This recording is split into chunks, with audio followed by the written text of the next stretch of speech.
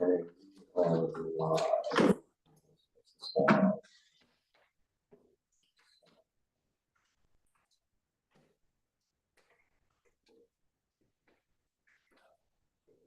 Sorry.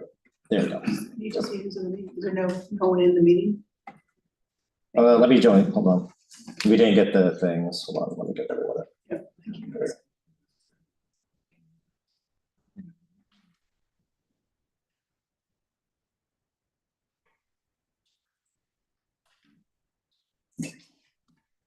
Hello, can you hear us? Yes, I can hear you. Good. Hello, everybody. Thursday, October 9th. It's time is now at 6:37 p.m. And this is a meeting of the Facilities Committee. We'll start off with introductions. Luke? Luke Johnson, Network Administrator. Dean Sprock, Savin Engineers. Lorinda Chisholm, Superintendent. Shonda Merrill, Assistant Superintendent for Business. Dennis Pugliese, Director of Facilities. Elizabeth Sedona, Assistant to Director of Facilities. David Warner, Board of Education and member and chair. Ellen, Board of Education Trustee. Michael McCoy, Director of Phys Ed, Health and Athletics. And as a senior with middle high school. Katie McGee, parent of a junior. Jessica Muldoon, parent of a second and fifth grader. Online, Fred? Fred Seba, BBS Architects and Engineers. Carol? Carol Allen, community member. Judy? Judy Basher, community member. Mike? Can't hear you. You're muted. Sorry about that. Good afternoon. Good evening. Mike Messina, BBS Architects. Good. Sarah? Hi, I'm Sarah Lazari, parent of two in the district. Chrissy? Say hi. Introduce yourself. Oh, sure. Hi, this is my first time, so sorry. This is Jasmine. My son Marco Singri is a 10th grade student. Thanks. Tracy? Tracy Maris, parent of a senior and a 6th grader, Board of Ed member. Okay.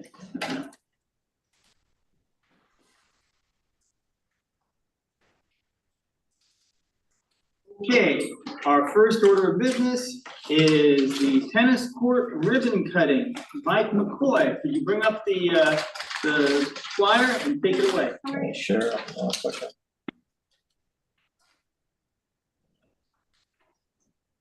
Screen. No. Mr. McCoy. So good evening, thank you for having me tonight. We are so excited that part of our renovations of our athletic fields and courts are finished. Our students got to play 3 matches. Today was the 4th match actually on our tennis court. They're so excited, the girls love it.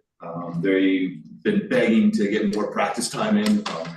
For them, it's great because they can just walk outside the school and go onto the tennis court. They don't have to get on a bus anymore or anything like that. So we're excited for October 14th, which is next Tuesday at 5 o'clock. We'll have our ribbon cutting ceremony.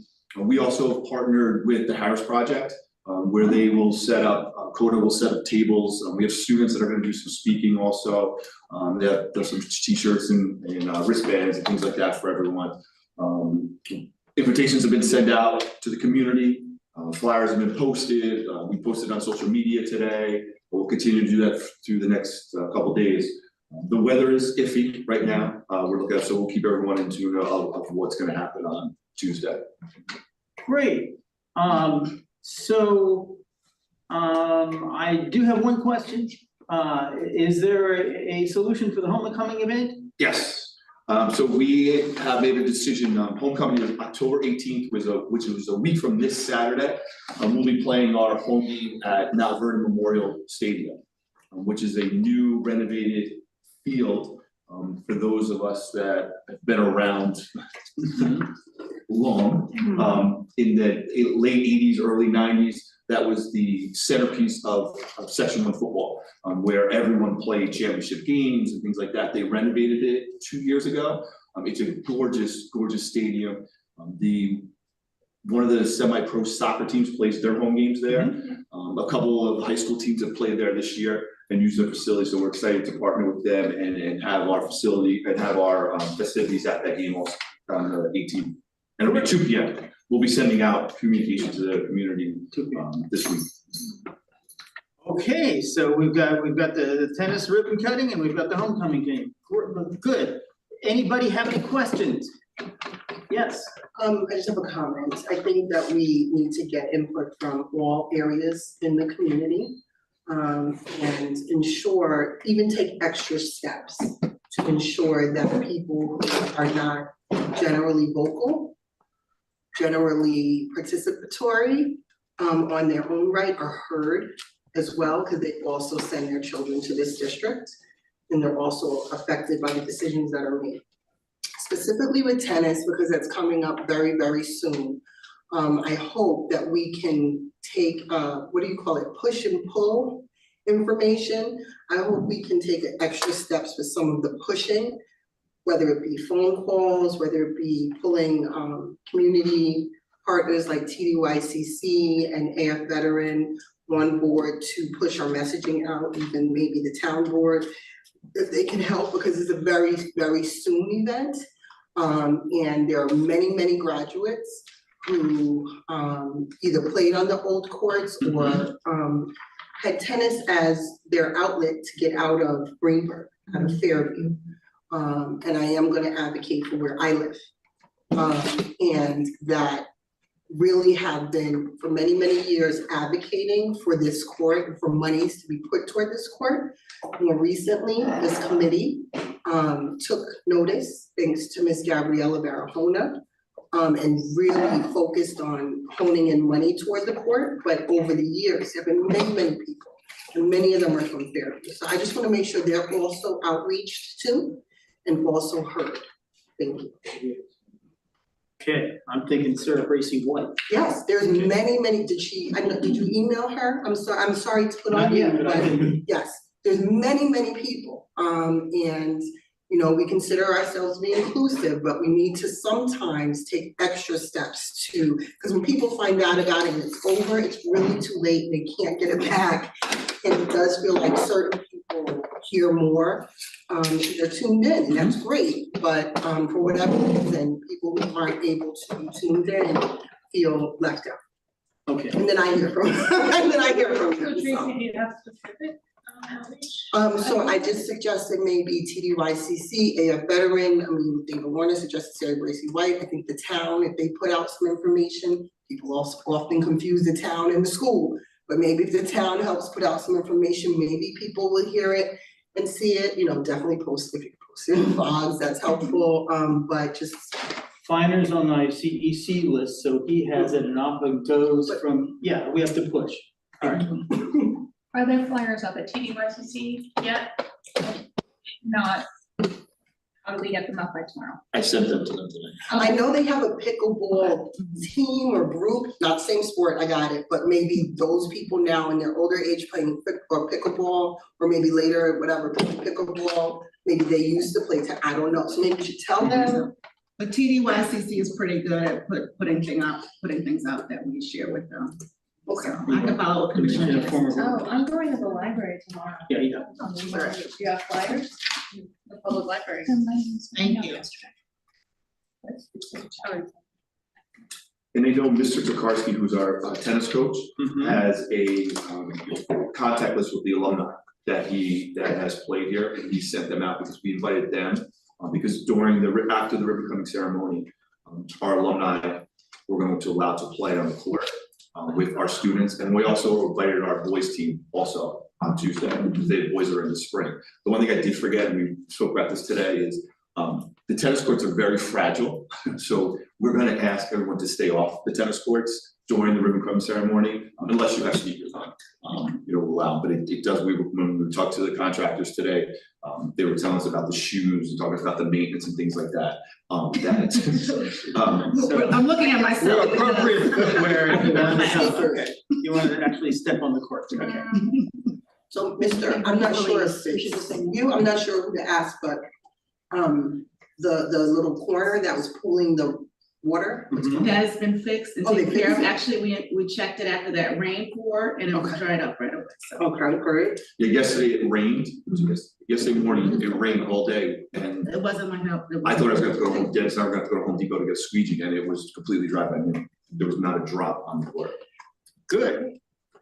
Yes. So after they, I'm looking at our Looking at construction me. manager. So after they relayed it or resurfaced it to even it out, did they do, yes, there was rain, it wasn't as big as the big rain we had a week or so ago. Did they do that pooling test and dump a whole bunch of water on it? Or did they not take that stuff? No, actually, because it was such a specified area, they used a straight edge, they determined the pitch, they determined the swale. And then using that same straight edge, they knew that they had taken care of it, they were very confident, but of course, even the flooding they do is not as good as a good rain. And I went there, the next morning, like you were saying, it's draining. So are we gonna check again after a good rain? It was a nice rain, it just wasn't the inundation we got. No, I'm We started dead pooling. serious, because what I don't want is in 3 years, it'd be a problem, and then people say, how come the board didn't ask, or, they knew it wasn't an issue. Are we gonna check again after a large rain, if that corner is thinking? Last question, bleachers, where are we going with that? I think they have adequate seating. Well, Oh, you're talking about the tennis court. let's see how the grass is doing, That's right. because it's all related, We looked at it and I'm looking at, So the answer is we have to wait for the grass? Is that what you're saying, or? Well, we're gonna move some bleachers in for the ribbon cutting. We have some areas, we talked about it with Mr. McCoy today, that we feel will be good, right, Dr. Chisholm? And so they may not be exactly where they're going to be because they're movable, but there will be bleachers, and they will be there for people who who want to sit while there's people making presentations and comments, but obviously there won't be, from what I'm hearing with the invitation, I don't know if they'll all fit on the bleachers, but we went through that. There will be plenty, right, Lacey? Plenty of room to stand around and gather around the speakers. so can I take this opportunity to ask if, apart from the ribbon cutting day, if we would recommend that people follow the sidewalks instead of walking on the newly planted grass? Is this appropriate to say at this time, since this is recorded forever and ever? Yes. Okay, Absolutely. Or maybe there's little signs that you can get from Home Depot that says, do not walk on grass. And I just say it. Okay, anybody else? Keep off grass. Yes. Can we put a little sign there to tell people in perpetuity not to walk on the court with shoes? Right. There's, once before the spring season starts, and we have signs that we're going to get,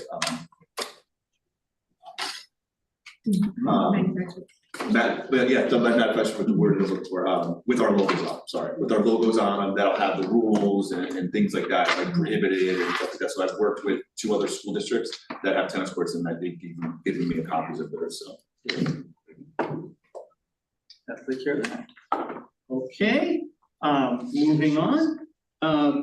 Membership, could you bring up the agenda?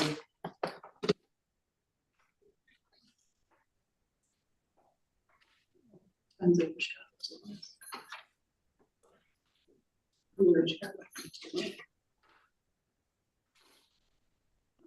Okay. These are the people at item number 3 who volunteered, and they're now voting members. They were approved by the board to be on the voting members of the Facilities Committee.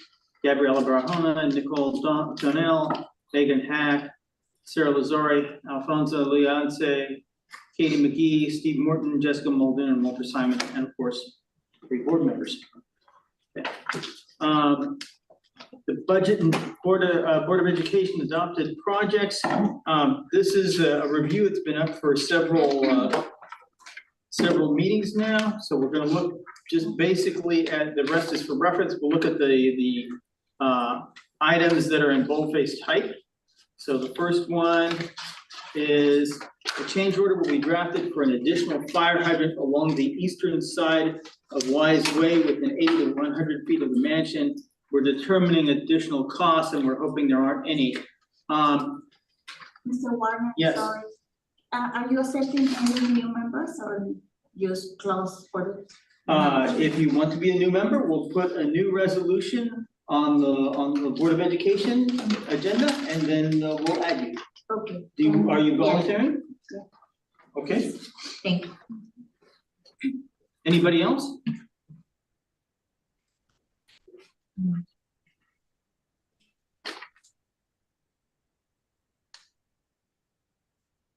If anyone's watching, should they contact D. Warner at greenburghcsd.org? That sounds like a good idea. Okay, could you bring up the map that shows the progress for, yeah, that's it. Okay, so the water main project, if you look there at the yellow line is the portion of the original project that we're gonna implement, and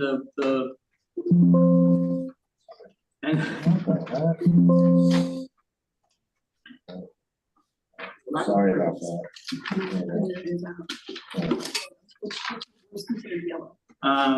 but Right. the left and, well, the whole thing is yellow in that it's being implemented, and the blue part of the line is how much progress we've made. So right now, the guys have done both of the driveways for Woodlands High School, Wise Way basically, and since the start of school, they've been moving, towards the bus, from the bus garage intersection, and then out towards West Hartsdale Avenue, and they're right in front of ECP now. If you came in here in person, you saw it. So that's how far they've gotten. Now, you'll notice that there's an entire northern loop that we're not doing. We didn't have enough funding. But the mansion, we could get by with a single fire hydrant that's a little closer to the mansion than the Woodlands parking lot.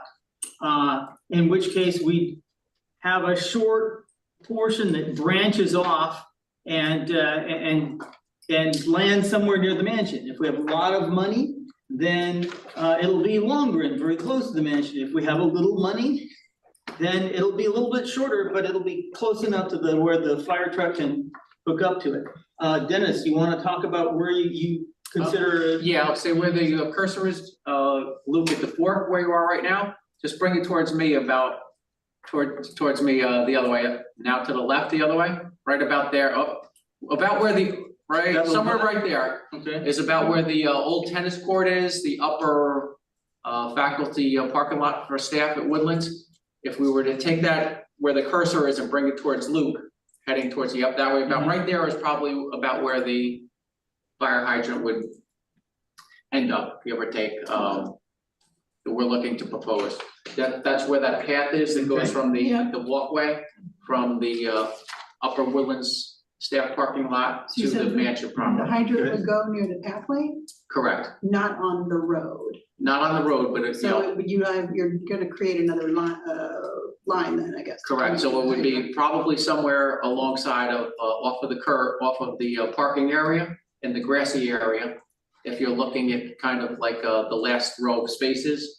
The parking area at the mansion or the parking area Parking of lot area in Woodlands, Gotcha. staff lot. Okay. Where's the basketball courts? That would The be basketball probably courts would be just to the right of that, like pretty much in between the grassy area of the parking lot and the old tennis court fence. We should probably be doing something. Yes, and we've had student requests for the basketball Yeah. At some courts point, to I be said it refurbished, quietly. and there are many tasks to be performed. That's closer in the elevation, with the hill that's going down from the corner. You come up the street about 100 feet or so and you're actually closer. Okay. Where we're, Are you cutting into it, you're saying, the road? or the ground? I'm interrupting. Well, yeah, you have to cut through the ground to make the connection, correct? Okay, you have something to say, Chris? The wooded part or the grassy The part? grassy part. Close to the wooded part? There's in between the fence and the curb, there's a grassy area, maybe Fence and the curb. 10 feet wide, maybe, and then Okay, there's what I'm about 5 feet of envisioning woods is before the You're, fence. you're cutting in to connect to the line.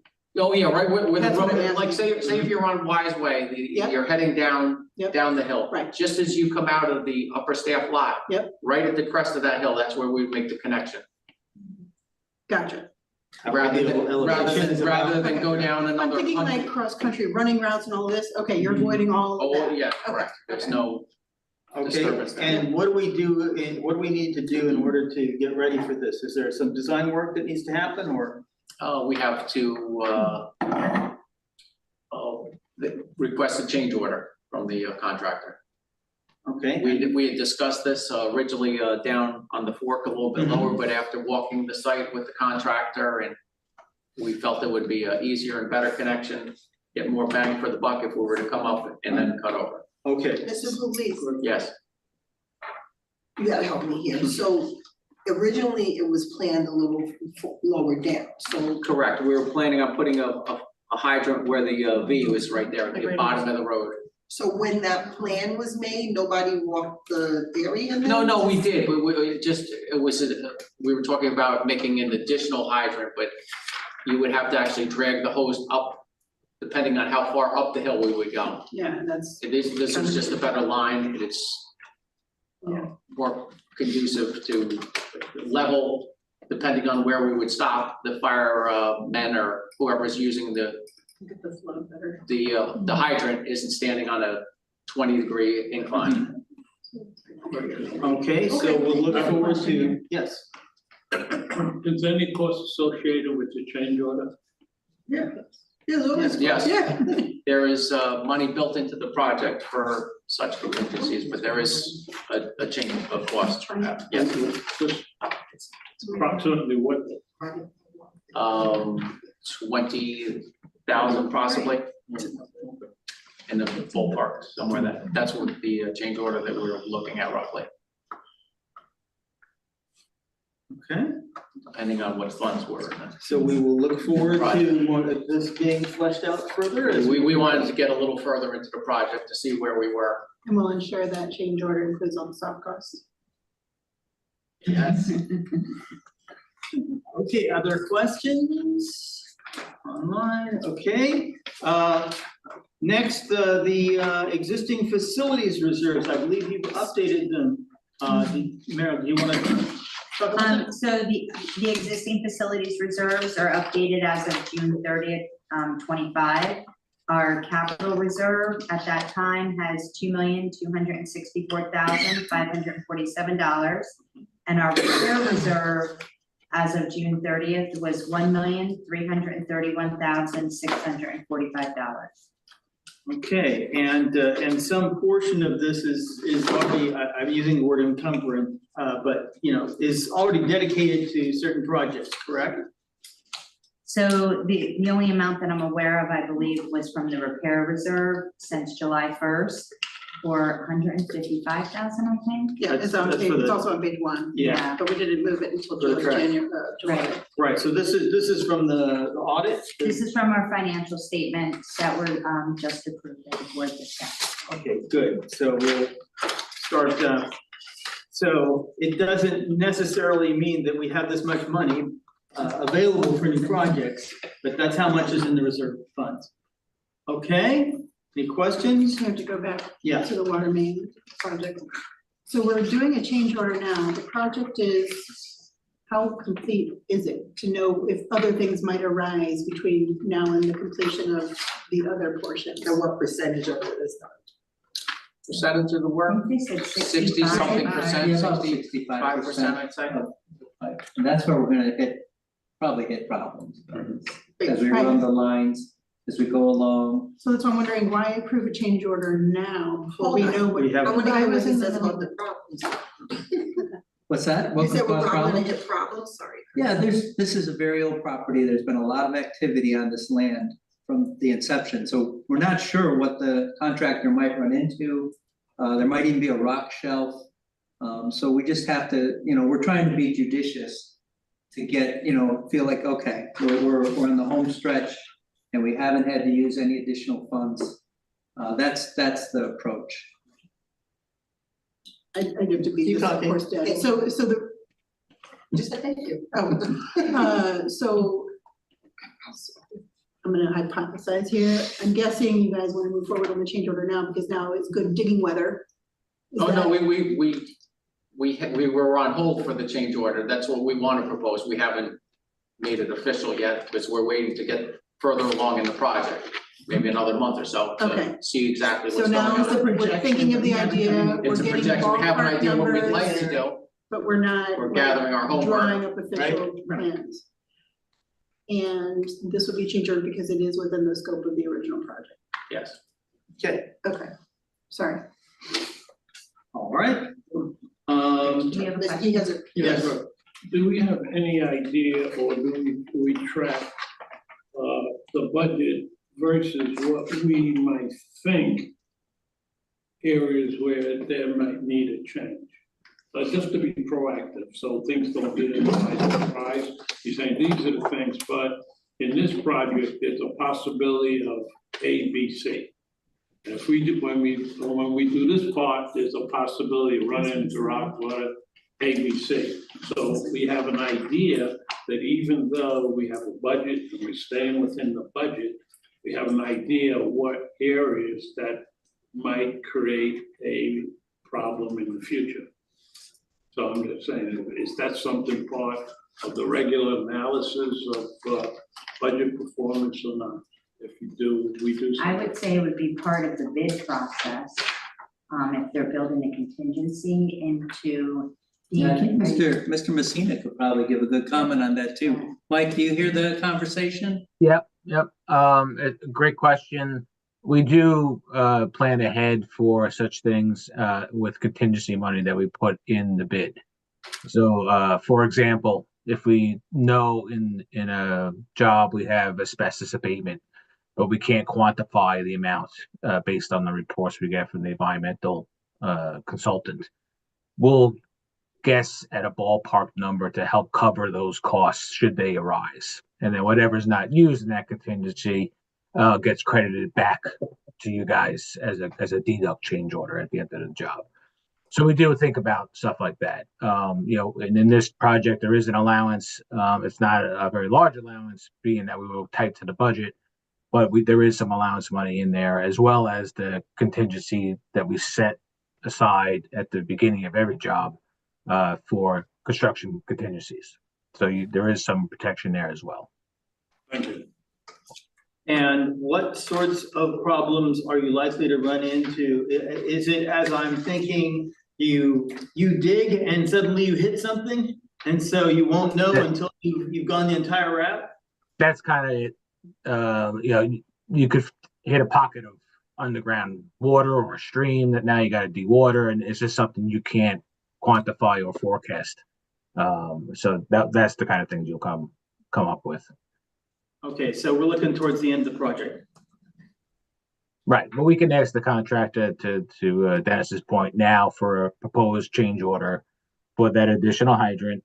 We can review it with the dean and the construction management company, see if the number's good, if we all agree to it, and just hold on to it until the time comes when we feel that we're at a portion of the project that we can absorb that cost.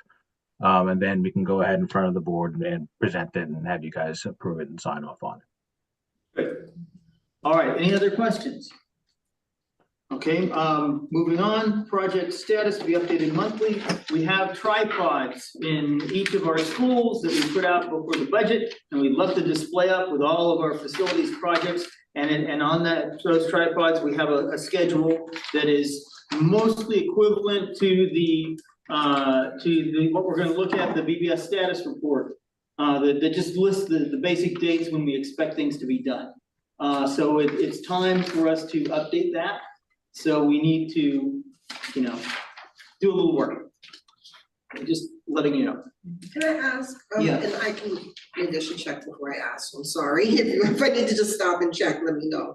But do we have a place on the website where we can click, or maybe for Dr. Chisholm, maybe Mr. Police, where people can click and get information, like general information, this is happening right now, this is happening right now?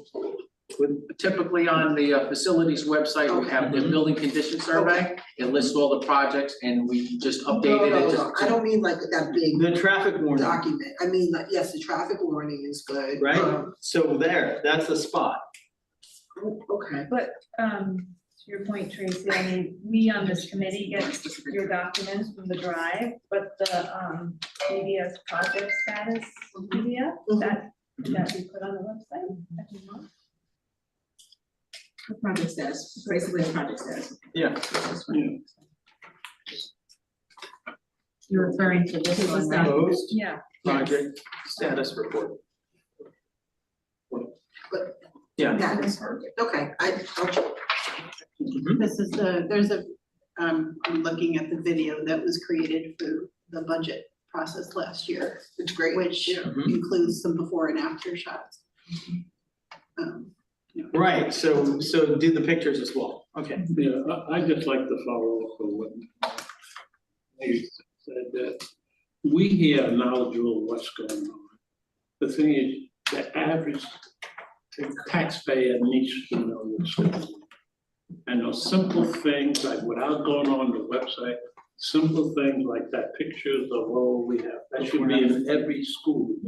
That should be in every school. It is. Yes, it is. Good. Okay, any other questions? Okay, the facilities executive summary and 5-year plan has been updated and posted on the district website. I want you to bring that up. And Dennis, you can walk us through it. So look for for a cover with, yeah, there it is. That's it.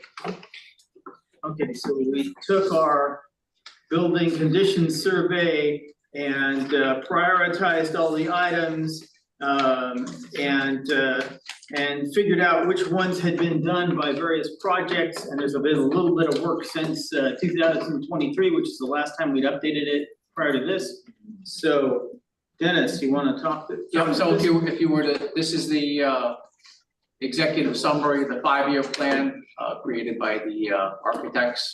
They evaluate the buildings and grade projects on how needed it is.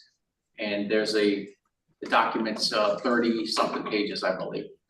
And if you scroll down, you could see, go down to like the next page, you'll see jobs that are completed, like some have been highlighted, some were taken off the list, some from my small projects, some from the energy performance packages, and various things that we've done since in the last couple of years. And if you scroll down, those will be highlighted and marked completed. Now you'll see if you were to go down through the document. Okay, so then in terms of coming up with ideas for new projects, we would use anything that's not marked completed? What? Okay, go ahead. I'm sorry, you said coming up with ideas for the projects? I'm sorry. Yes. Well, these are items from the building condition survey that's, as items are taken off, new items will go on, and some of the older ones might move up in priority. And when is the next time we have a new building condition survey, since this is Mike and Fred? You're good until we submitted this last year, so you're good for 5 years. Before the state requires you to submit it again. No, what? well, sorry. It was done in 2021 originally, Mike. So I Because I think think they're the due state- again in 2026. No, I don't think that's right though, Fred. I think it was done more recently. Why don't we look into it? I can tell you, last week I looked at the NYSED website. I think we're due for 2026 or 2027, but let's all just say we're gonna look into it and confirm. Okay. Next, BCS. Okay.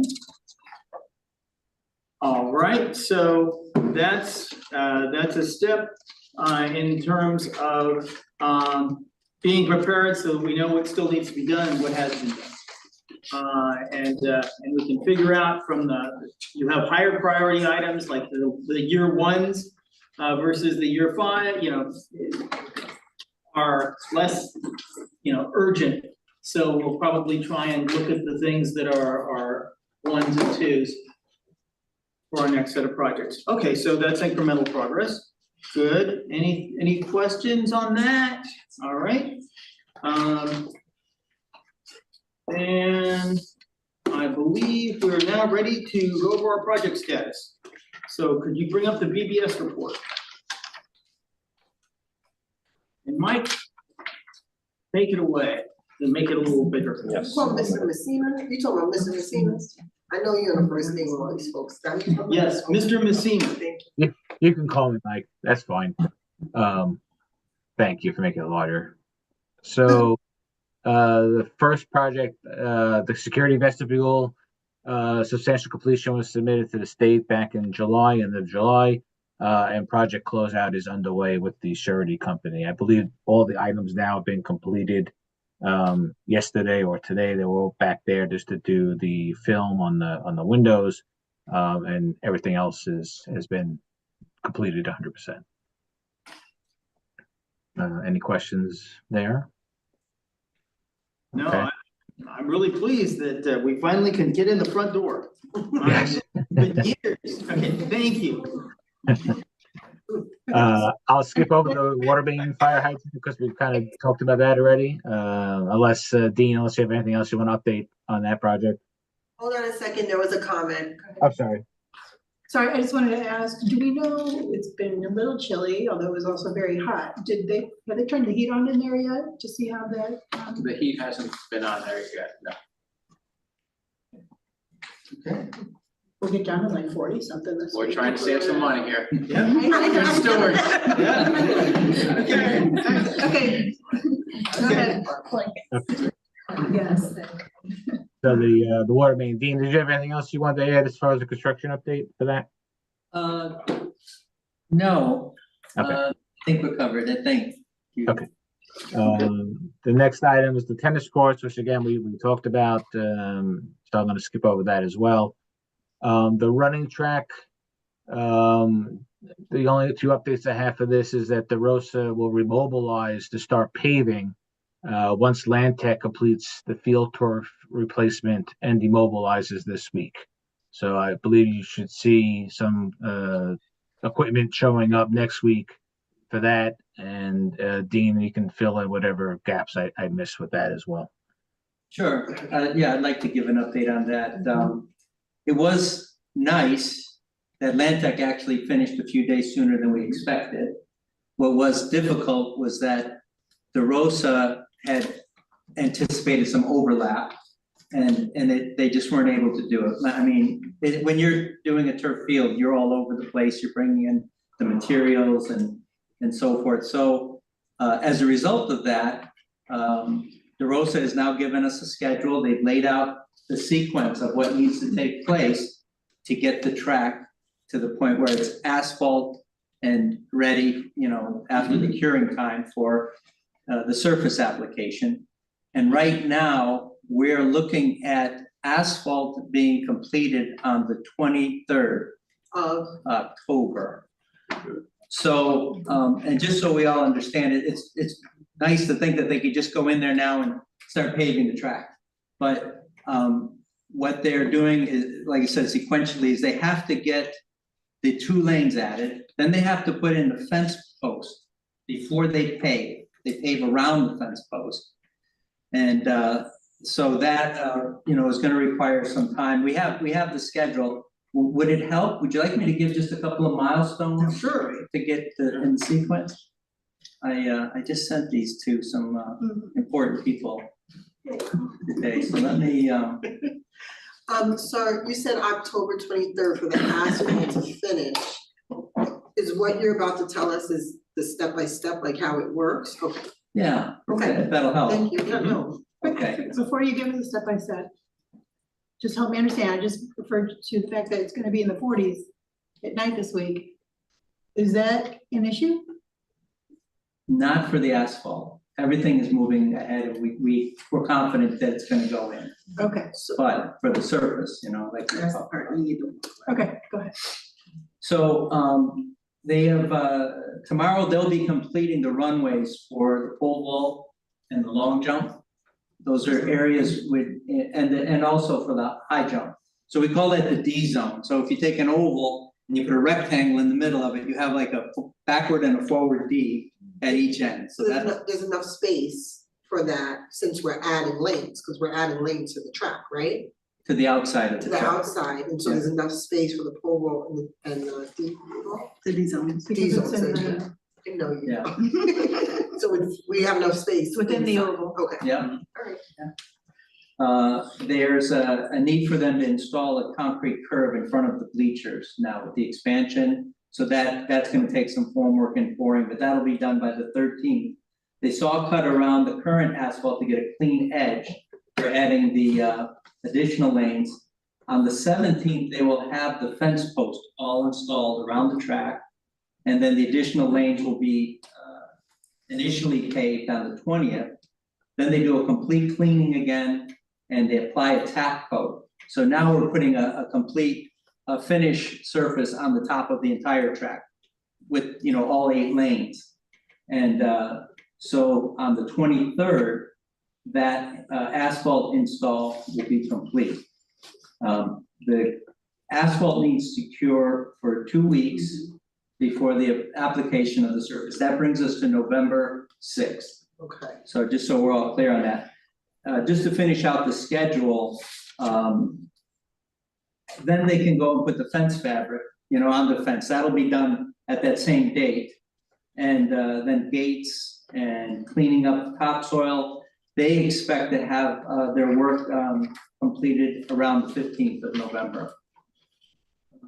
And everything short of the track surface and striping on the track. Cheerleaders. Right now, our cheerleaders practice on the grass right before the track starts. And if we're expanding the track out, is that gonna leave space? Or is it gonna come closer to the fence?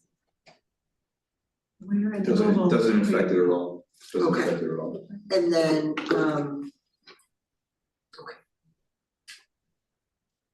Okay, other questions? So just be. Go ahead. Yeah, Let's repeat. Yeah. Let's repeat. Substantially done, October 23rd. We need it to cure. That means everybody and their mother stays off of the track. It looks finished, but guess what? Stay off of it or you're gonna ruin what we just spent money on. And then we're gonna pray to the weather gods if it's magically super warm, which it won't be in November. sometimes. But But that basically, clearing process is like 6 weeks, right? by November 15th, they're done except for the surfacing and striping, which will be done in the spring. Because Right. unless the weather gods are super weird this year. No, that mix up with the 6 weeks was a glitch on their schedule. Okay. So yeah, that's. Okay. we did that. So the November, Is my recap accurate? Yes, your recap is accurate Okay. and, yeah. so if it's warm enough, you're saying it's done in November? Sure. The contractor that applies the surface would love to have it done in November. They would Yeah. love to have the weather that allows it. But as we know, they also do not want to apply it twice. So they're only gonna do it if conditions are right. And, I mean, we are on their schedule, like, they were planning to do it this fall. So we're in line to have it done. I remembered my second question. I went over there, before it was secured, it's secured now, right? And I saw a bunch of, supplies, I don't know what to call them, materials, track materials, you know, the brackets for The hurdles and the. Right, where are those things and are they secured from weather, theft, whatever else? I don't know who I'm looking at, but. Oh, I mean, as the other director, I can answer that. I'm so glad you're here. No, I thought so- that's a situation. So those when the seasons aren't going on, those will be locked away, you know, underneath the press boxes. We have plenty of storage under there. During the season, obviously, they'll be out on the track. And then the mats and everything will be put away in the winter also to be secure, and we'll have mats, and they'll have covers over them, you know, for rain and things, but traditionally what schools do is they put them away in June, when track season's over, and bring them back out, mostly in the fall, so if some teams are practicing in the fall, then again, they're put in the winter. You know, the security down there, we've talked about it in the district a lot, we have great facilities now, we just need to protect them. So they're away,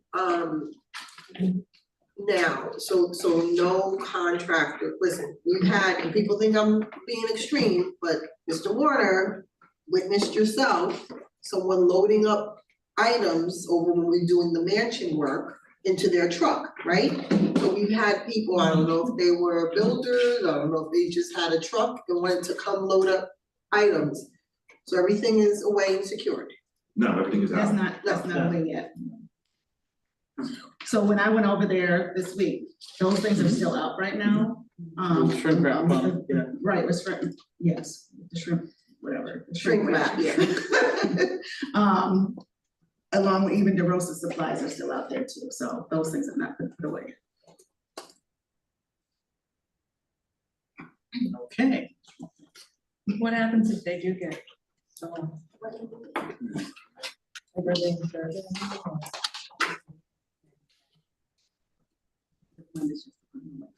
Well, I mean, the gate is locked, now the outside gate is locked, so if anybody's gonna take them, we have to take them in broad daylight.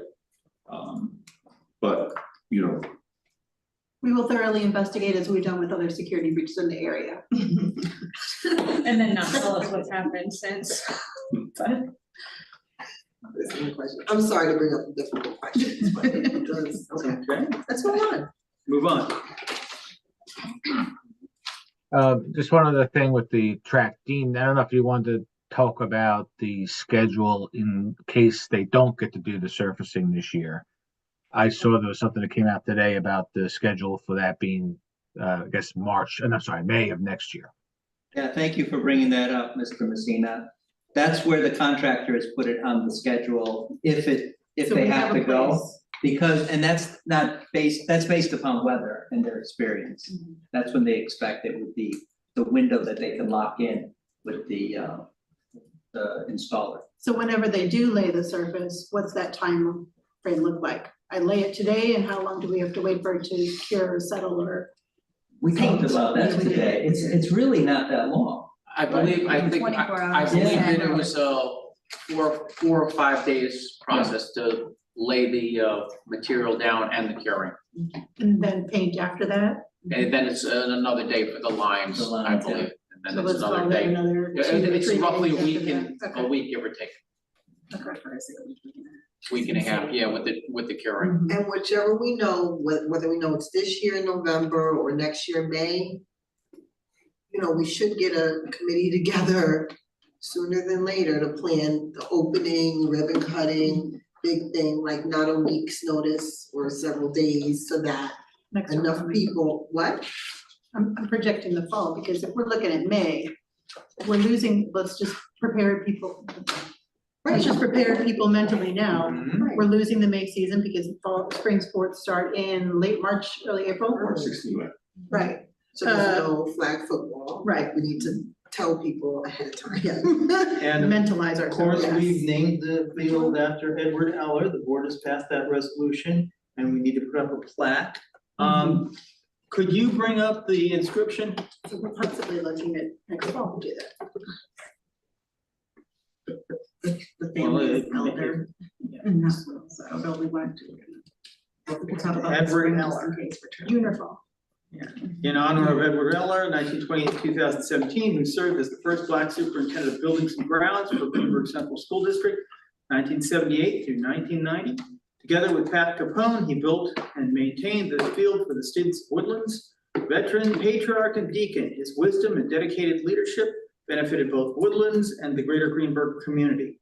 Okay, so we want to dedicate to Mr. Eller the field. And where are we on that? Well, we have, this is the approved verbiage for the plaque.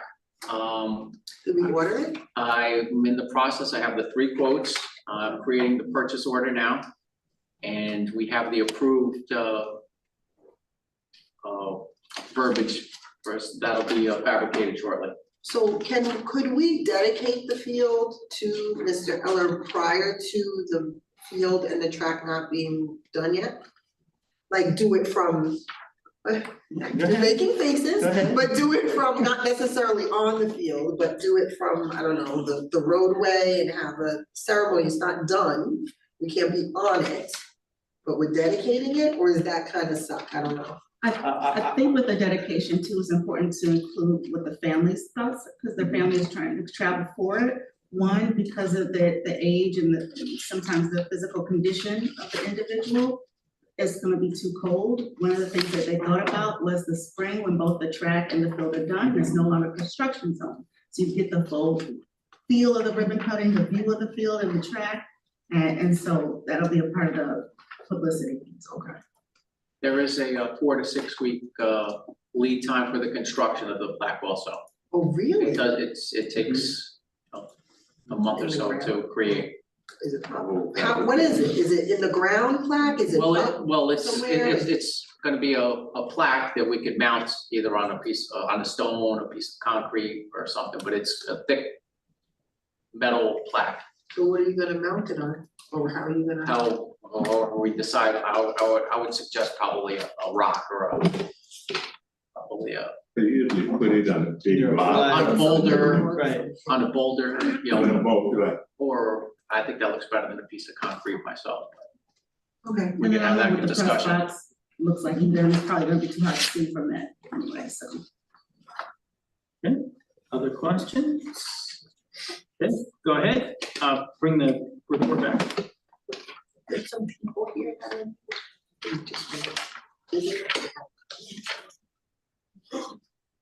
Was there a question online? I see someone's hand up. Hi, yes, it's Faisal Siddiqui. I'm sorry I was late. I'm also on my phone, so I apologize if I'm too loud or not loud enough. I had a quick question about the process moving forward.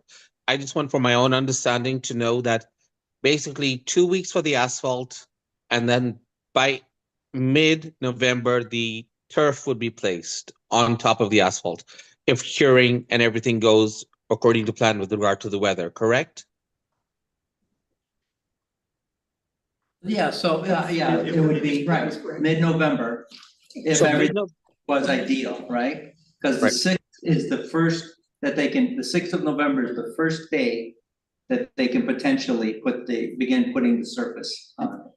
And, All right, 2 follow-up questions. So when they finish, ideally, if weather holds, then by the 15th, by the second week, by mid-November, the project would be completed, correct?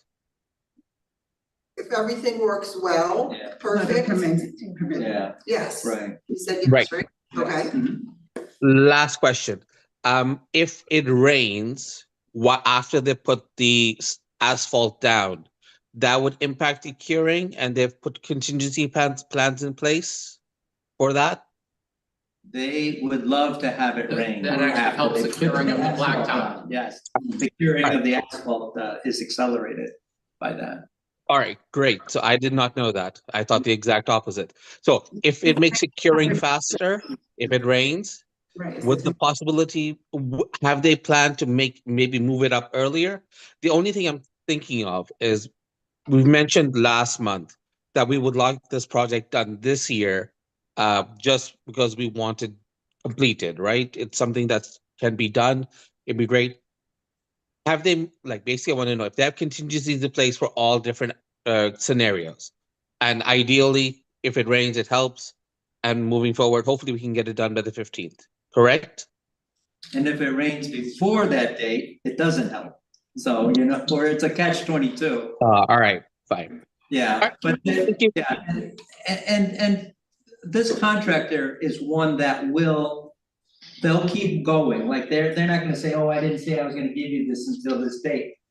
But they also have done this enough times that they're not giving us a schedule that later they're gonna come back and say, I mean, unless the weather was horrendous and we had a whole week of rain, they've factored in some weather, you know, so I think the schedule may only get better But I'm sorry to say that often the weather only gets worse, so. Right, because rain at cold temperatures is what we do not want, right? Right, It's we don't really want the temperature that we're looking at, not the precipitation. Right, cold. So. Perfect, thank you. Over. Okay. So continuing on, the roof replacement at Woodlands High School, Middle School. Work is 100% complete. The roofing manufacturer is scheduled to be actually on site tomorrow to do their final inspection. And once complete, we will perform our inspection and issue a punch list to the contractor. That might happen tomorrow as well. And then I don't know, Dean, if you have anything else you want to update on the roofing portion. No, thank you. I do know that I was glad to see a lot of things get done over this past weekend. A lot of conduits that were just kind of flopping in the breeze, they came and bolted them back down. Mr. Lacey and I walked the roof after the last facilities meeting, and there is some lighting work that's gonna be done. And so that'll be good. The contractor, though, is on the hook for any conduits he moved. We talked to him about a few things we'd observed, like the gas line. There's some supports for the gas line, and he basically said that he left it how he found it. He didn't take anything apart. So we have to talk to the contractor to make sure that the pipe is supported, but there's some supports that are a little bit random. But many of the other things that I think all of us have been observing got cleaned up. And there's trim. I walked around the whole building. I actually photographed it all. I didn't see anything missing, so that was a good thing. And but having the manufacturer's rep come, as Mr. Messina mentioned, that is the person that says your roof is now warranted for 20 years and stands behind it as long as we have any repairs done by a certified company that continues the warranty. So did I say that correctly, Mr. Messina? You did, thank you, yes. So we're excited to see that turn the corner. The breezeway. Do you think, right, the drainage issues, were those addressed? The puddling that we were asked about. So I will be here tomorrow. You call it ponding, I call it puddling. I did take photographs. Mr. Lacey and I went up after a big rain. I am going to have color copies of those photographs, and I'm going to show them in the particular areas to that rep and say, is this acceptable? And just so that everything is out there. And again, he's the one too that underwrites it, so. And the second question I have is probably more for you, Mr. Pugliese. You mentioned the gas line supports, they left them as they found them. I know there was a conversation last year between two jobs, and I thought that was gonna be resolved, and it was all gonna be, I don't know who was gonna do what, but it was all gonna end up the way we needed it. Do you know what I'm obliquely referring to? Are we talking about the HVAC units and stuff? Yeah, that was all, the roofer worked with the contractor, the mechanical contractor. Okay. For the pitch of the roof underneath the couple of the rooftop units, actually above on this elevation here, this roof, there was a couple of vents. They had to manipulate some conduit, build some stuff up. Yeah, the roofer did work with the mechanical contractor. Okay, I misremembered HVAC, thank you. Good. And the gas line supports was what we observed. That's on the on lower this- roof on the other side. Okay, that was different. And then the auditorium used to be a big lake before we did the roofing. Is that cured? We didn't notice I didn't notice anything during the walkthrough with that after a big rain. So. Good, good. Tracy? When are the roofs gonna be done at Woodlands? Sorry? I'm sorry, when are the roofs, the whole roof gonna be done at Woodlands? He said that it He was said it's 100%. substantially complete, so now I just got a punch list to work off. So it's going to be done, meaning no more workers during the day, no more workers at night, done. So, yeah, we had some workers coming out at 3:30, right, last week. They came on the holiday on Thursday, and they overstayed their welcome a little bit. They came on Friday. They worked Saturday, Sunday, and then they came back on Monday with some additional things they had to button up so they could call for this inspection.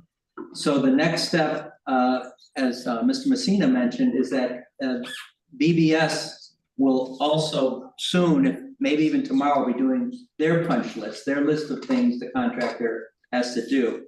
Now, from what you're telling me, we want to make sure that they don't just show up. I mean, we were kind of glad they showed up and we wanted them out of our hair and done. But they're supposed to schedule with us for punch list work. Probably be during one of these school holidays coming up that they'll be back. And done is when they tell BBS, we've done everything on the punch list, then there's the final inspection that BBS makes of those items. Before the end of this calendar year? Absolutely. Okay, great. I like absolutes. Good. Other questions? Okay, Ivy. Okay, do you mind scrolling up a little bit on the screen? Thank you. Okay. So Highview Elementary School, that's been substantially complete since the end of July, and that contractor is also working on their closeout package. We did just get the final change order for the credits of the unused allowance money back. So now he can prepare his final requisition for payment. And so that's done. The district-wide energy performance contract, there's really nothing more to update. They're still anticipating being complete with the road work by the end of this month. The switchgear, last I heard, is still scheduled for November, December, and go online in January of 26. But the balance of the work has all been completed 100%. Okay.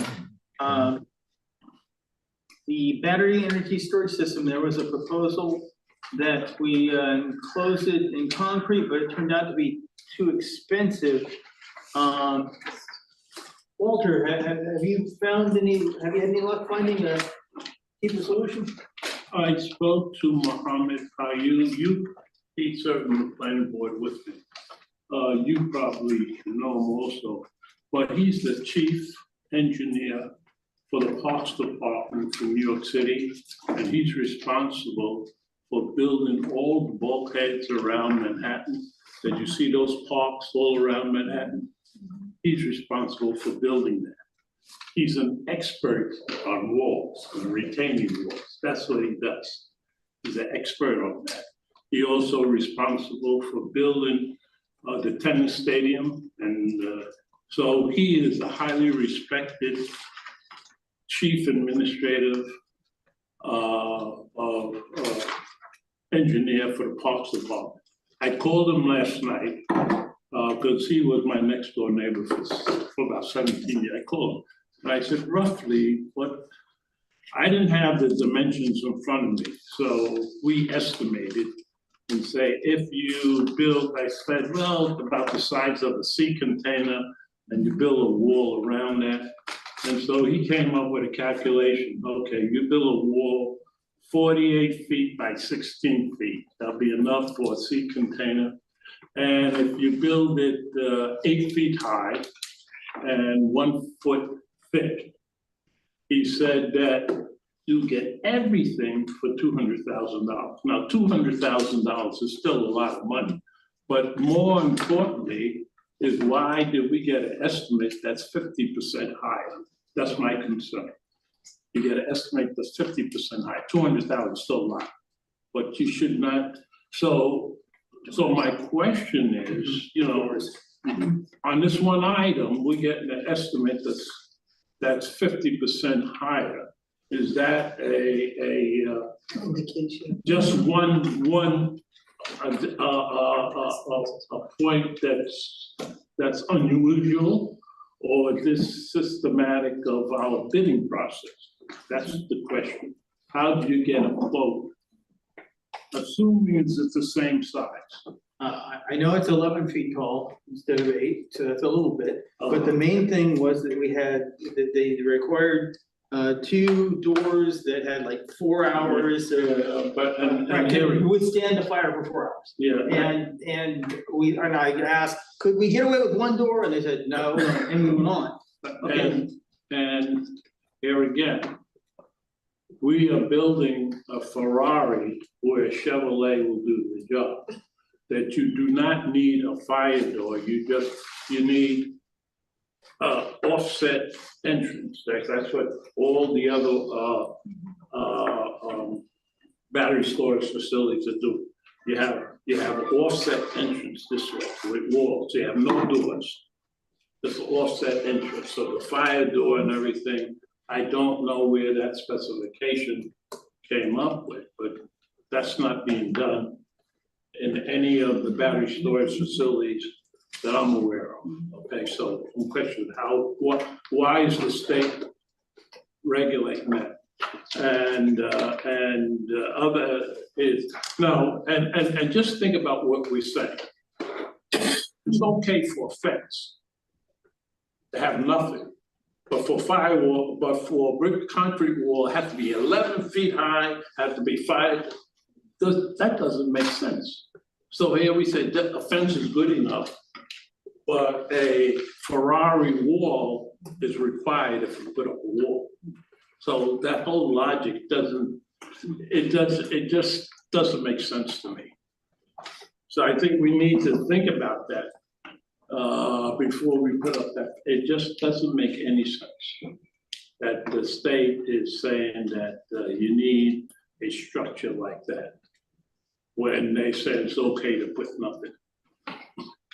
Basically. Could you get something in writing? Yeah, I'll get it. And the best thing would be if you found an example of a battery energy storage system that just has. And in fact, I asked the deputy commissioner. You know Aaron Smith. Mm-hmm. Yeah, because right now there is in one of the shopping centers, a contractor is putting up a wall. And so he's going to speak to that contractor and get a ballpark estimate, what's costing that contractor to put up the wall. We actually used the preliminary design for that as an example. So he said he's going to get a contractor to give us an estimate. But all I'm saying that the numbers just doesn't make sense. And the logic doesn't make sense because we're saying we'll put nothing, just a fence to keep the kids from bumping into it. And that's okay, but if you put a wall in, you have to spend $300,000. So the logic doesn't make sense. Okay. Any comments? All right, so we'll look forward to yes. I have a quick question. You said we've also talked about wishing to have concrete barriers and bollards. So are we getting them? We requested some kind of quote on what it would cost to do that if we couldn't do anything else. So concrete barriers were such that, you know, you could pick it up with a forklift and get it and move it out of the way in case you had to do anything with the equipment. And bollards are so that you don't want a chain reaction, right? So that if heaven forbid something happens to the battery energy storage system, people park their cars next to it and the cars start, you know. So permanent bollards in certain spots would be effective. So Mike, do we have any numbers on that? I'll check with Cal. I have not seen anything, and maybe for the next meeting, I'll ask him if he's available to join, to talk about it a little bit. Okay, and then if Walter comes back with something reasonable and everybody likes it, does it have to be in place at the close of this project, or can we do it after the fact? You could do it after the fact. It would just have to go through the same vetting and bidding process as before. And I don't know, Fred, if we would have to have it submitted to the state, changing a fencing structure enclosure to a concrete enclosure. You know, I think part of the issue initially was that we were just putting the fence up for vandalism and protection. And then the question came up, can we put something up to prevent an explosion? And, you know, you're going from 0 to 100 for the explosion proof, which costs at a premium. But maybe after hearing the conversation now, you want something that's kind of in between. You don't care so much about the explosion proof as much as the cost that it requires to do that. So maybe there's some kind of a hybrid of the two. I don't know, but it's something we can discuss. Okay. Fair enough. Other questions? We'll look forward to. Yeah, I'll give that information to you. I should have it by the next meeting.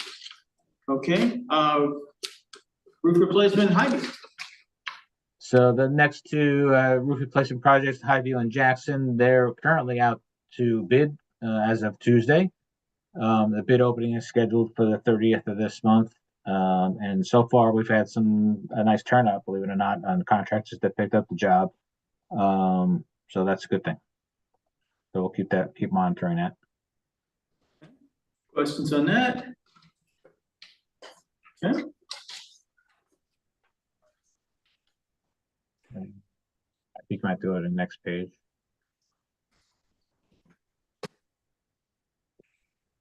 The science labs are next, Mike. Okay, yeah, I just need the, thank you. So, I'm gonna skip a little bit because there's a lot here. The paperwork is submitted, for SED back in, 10/3, so earlier this month. Plans and specs were submitted to the state this week. So the current lead time for technical review is 1 to 2 weeks. And an issuance of the permit is anticipated probably before the end of the month, or beginning of November, depending on the fiscal project manager's lead time for their review. So we're looking at probably having a permit by November. Interior finishes and color selection design meeting was held on 9/17 with the committee in place for the district. And there was a color board that I attached. I don't know if you still have that as part of this presentation. We can show that.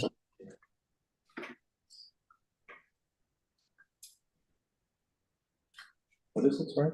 It's to the left, I think, where it says science labs, down on the bottom row. Those are the plans of the actual. No, it might be the last page if you keep scrolling, actually. It's a PDF, it's at upper left-hand corner. Upper, Oh. Click it. There you go. Okay, and zoom out a little bit.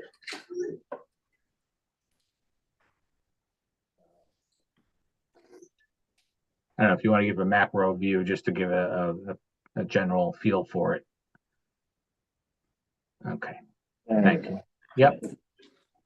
So we had our interior design member as part of the meeting. We walked through the different finishes and colors selections, and we landed at what you're seeing on the screen.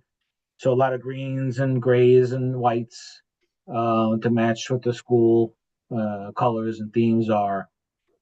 So that's right now as our starting point for how the finishes are going to look in the space. So if you look at the board on the left-hand side, you basically have two types of science rooms in the design. There's one for the chemistry, physics that share the function.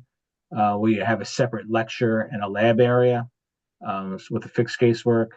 And then predominantly the other rooms have all just perimeter casework around the edges of the room, and you'll have some movable tables and chairs to rearrange the room as needed for your general science and earth science and whatnot. So there's a couple of elevations there you can see, some accent paint colors in green.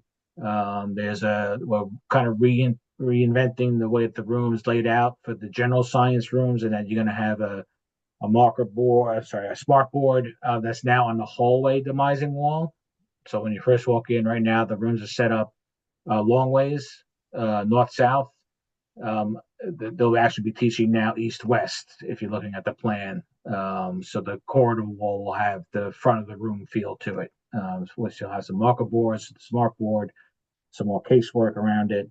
And then the other elevation is just showing you like the back elevation of the room with some of the upper wall cabinets and drying racks and whatnot. And then that's pretty much it. The flooring right now, we're proposing to everything at the very highest level. With the reach for the sky, get the highest products that we possibly can right now for the budget to see where we land. But when we can always add alternates into the project to protect the budget and see what options we can pick for materials if we have to value engineer anything out.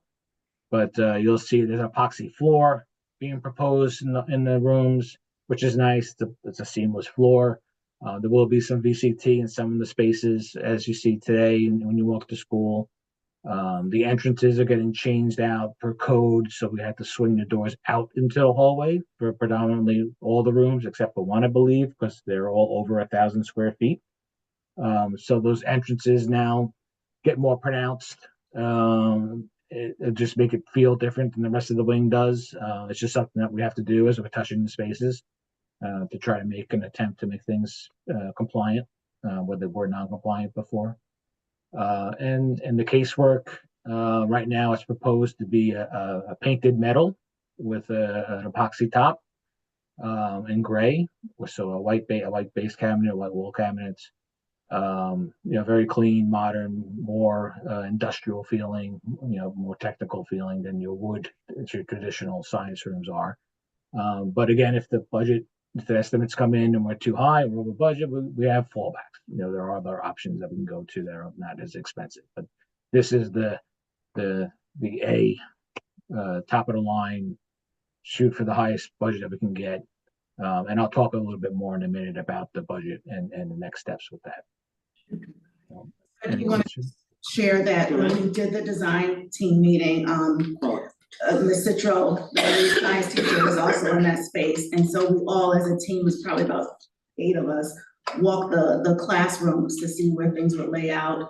That epoxy floor with the little spots of green would look like the same flooring when you come through the intersections there. So it's that type of flooring, but we wanted something, or we thought about what would a science lab look like if we were preparing students to actually go into lab work and have that feel in that type of space.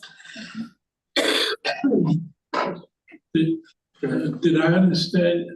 I mean, I might have missed it, but what is the lab benches, the tops made of? That's one of my questions. Thank you, Mr. Simon. Oh, I didn't. It's a epoxy resin top. So it's industry standard, science countertops. They're made to last, and they're very durable. It's not the black phenolic tops that you currently have in some of those rooms that have been painted for. Thank you. Go ahead.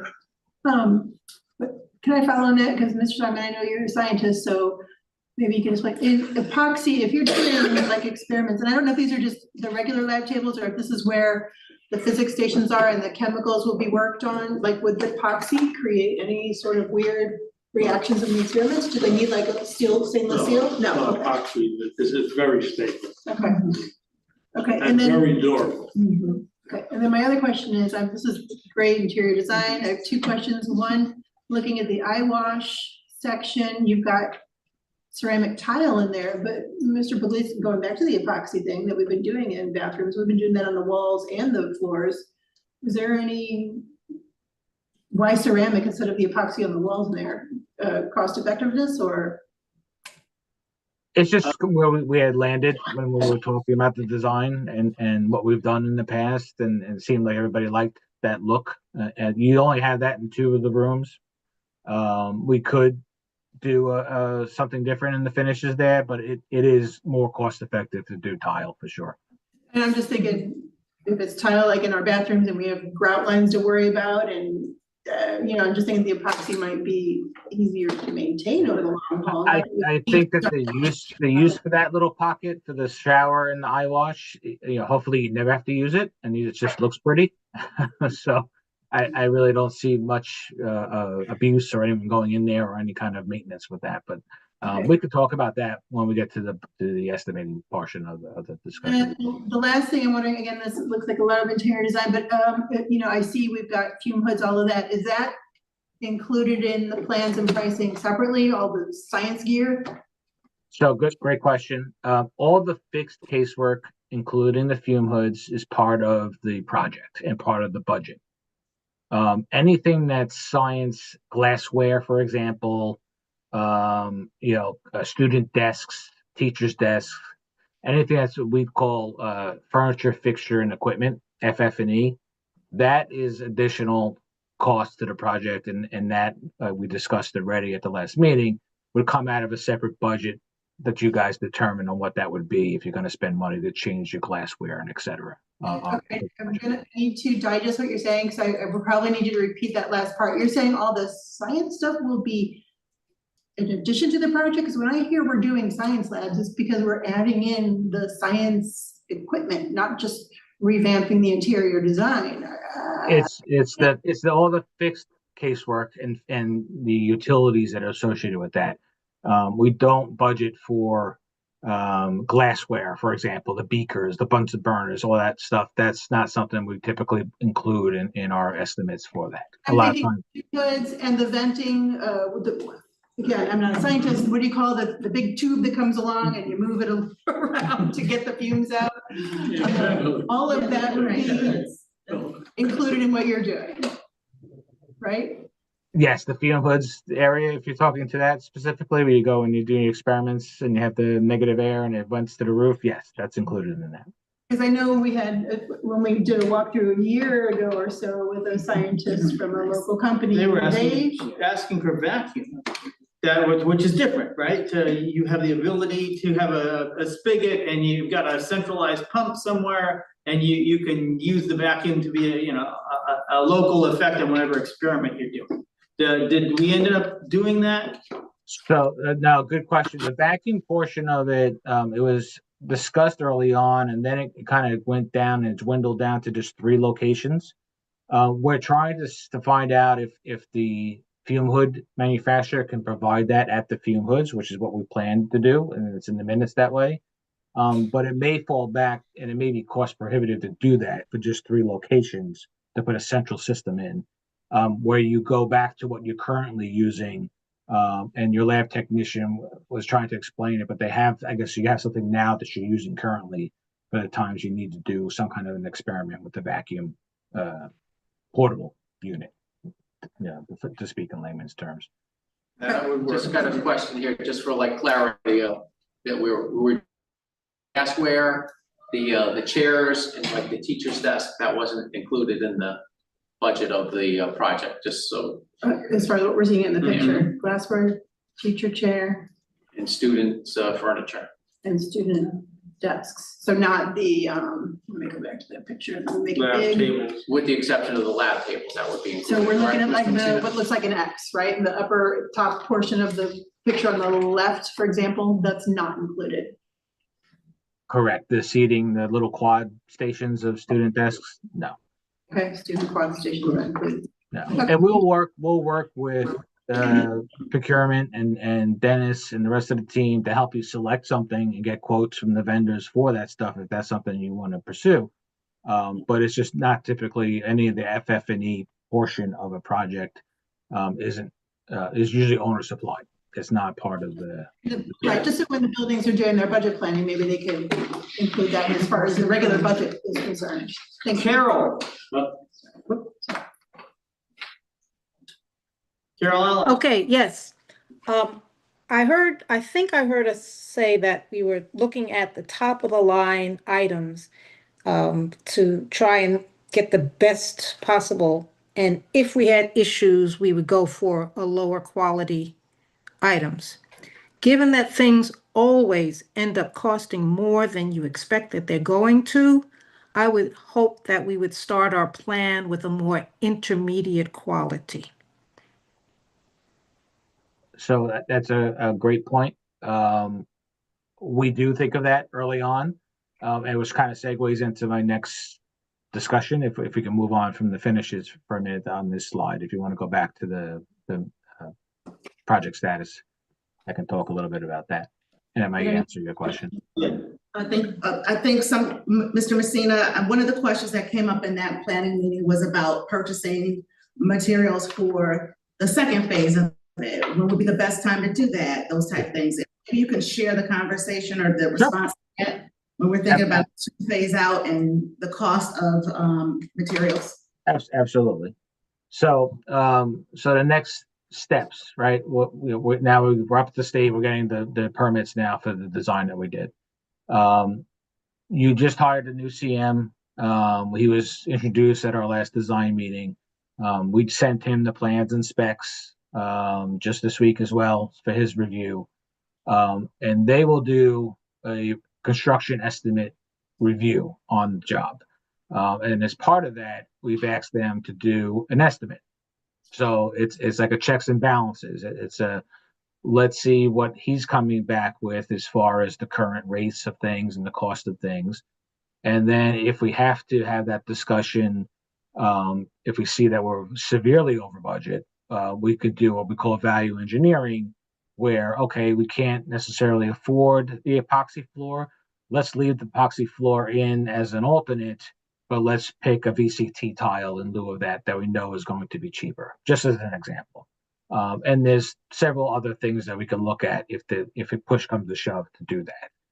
But there's no reason why you couldn't go out to bid with multiple options for the A class, and then say we pick a B level finish, and see where you land and award different levels and make those selections later on down the road if the numbers come back well enough. But we need that checks and balances at this point.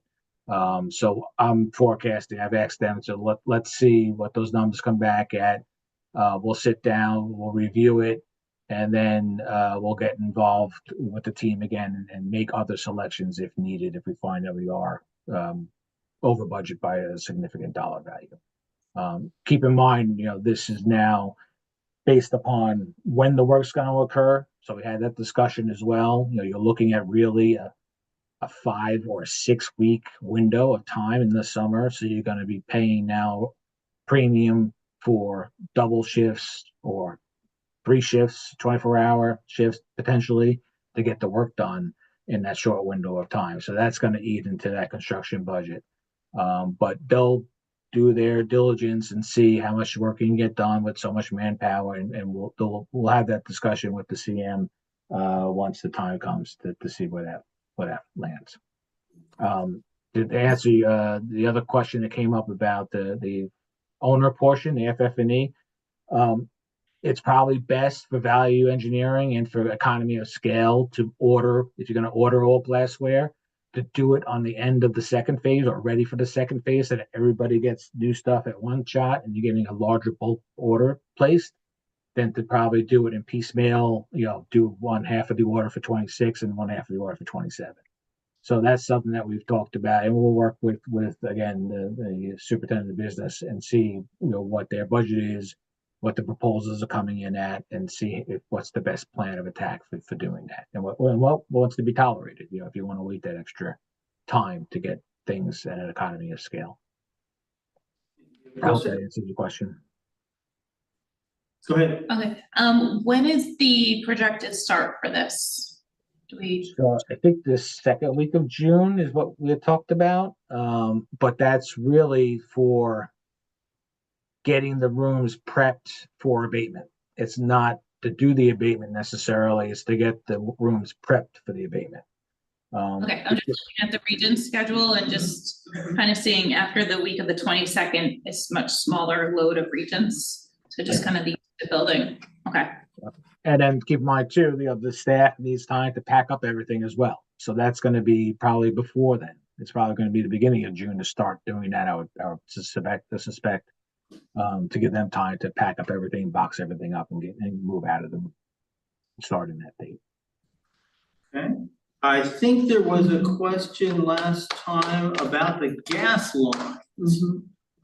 We initially had one project with some money from the Assemblywoman Shimsky that she contributed for eyewash stations and gas lines in a couple of labs. And that was a separate project, and we said, the bids came in too high, and we said, okay, we're gonna combine them into the big project. Are the gas lines on separate diagrams, or are they limited to certain labs now, or how does it work? I'll explain that. So originally, the separate bid that we did was for the add gas in one classroom. I think it was 314. Currently, all the gas lines are capped in that wing. So that tennis, and correct me if I'm wrong, you have propane now, I guess, in the rooms when you need gas. Yeah, we did actually remove the propane tanks, last year. Okay. So, right now, you know, right now you have nothing. It was determined during the design that gas is only required in certain rooms, specifically just the chemistry, physics rooms, and the prep room that supports that space. So that's where we're putting it. So the money that you get, we'll have to work with the business administrator to see how they break it out when it comes time to do the final cost report. But that'll be included as part of the package that goes to bid for this project. The capability to add gas later on, if you decided 5 years from now you want to change the programming of a room and the general science room, make it another chemistry room, you have that ability. The gas is being tapped off of the roof, and it'll be brought down into the space that we need it to be brought down into, and it can easily be tapped and carried down the corridor to whatever room you need it in the future. So there is provisions for that. But recommended on that same side of the building for the lines too, for easy connectivity of the lines, right? Correct. Okay. Other questions? Yes. Is it going to be like with the summer timeline and in light of what happened with the turf field, where there was a delay and the board needed to approve a change order and it took like a month? I mean, I saw later in your, you give the timeline. So I remember Mr. Gordon, who was here last time, said something at the last meeting like, well, many districts don't require the board's approval. They let the superintendent approve a certain amount, whatever, for something. And so that stuck with me because I was thinking, okay, next year with the science labs, what's gonna happen if there's a snafu in the timeline? And how do we account for that? It's summer and the board isn't always around to. I know my willingness is to have a special meeting, which we did. Okay, go ahead. Yeah, 11 days apart and a month after. I'll say a couple things. One, I don't think you'll find any district that will give, no offense, a superintendent the ability to approve $100,000 plus change order. Secondly, we are always flexible to come in when needed, but we also need the information in order to make the decision. So again, what's going to happen if there's a snafu? Is it going to be that we might have a delay, like an October, like what happened at the turf? What happens if the classrooms aren't ready? And is there anything we can do ahead of time? Whether that is to have the board's commitment that you will all meet if needed, or the quorum, or whatever you need, or an arrangement with the superintendent or something. I'm just thinking, every meeting they've been saying, it's a tight schedule for the science labs. And at least we have a track that we don't, it's not an everyday classroom. So that's why this has been on my mind.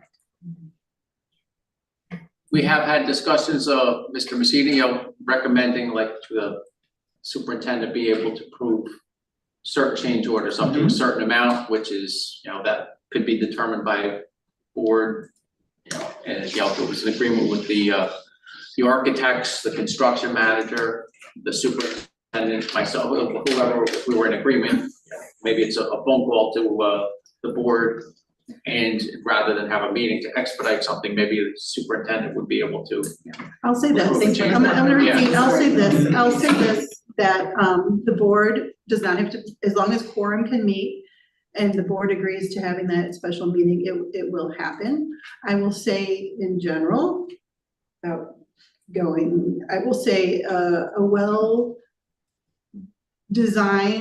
project with accurate information will obviously lead to fewer change orders being needed. So the better we can ask questions and prepare at this front end, the less likely there will be issues at the back end.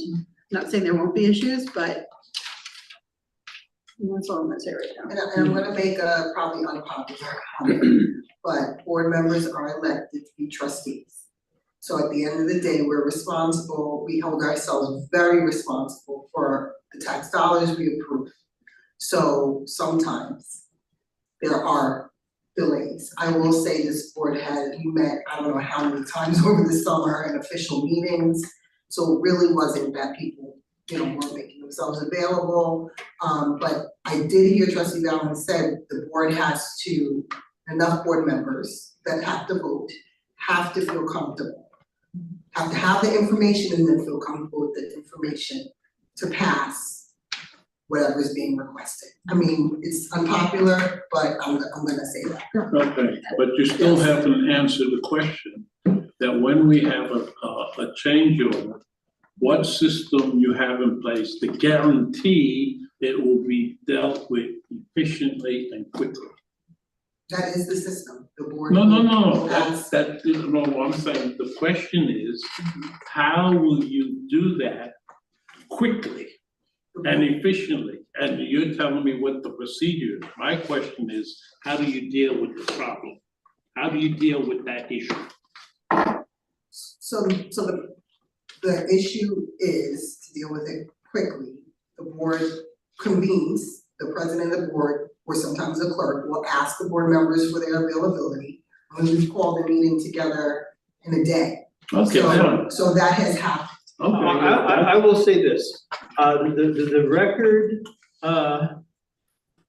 the system we have for keeping records, I think might need to be further automated.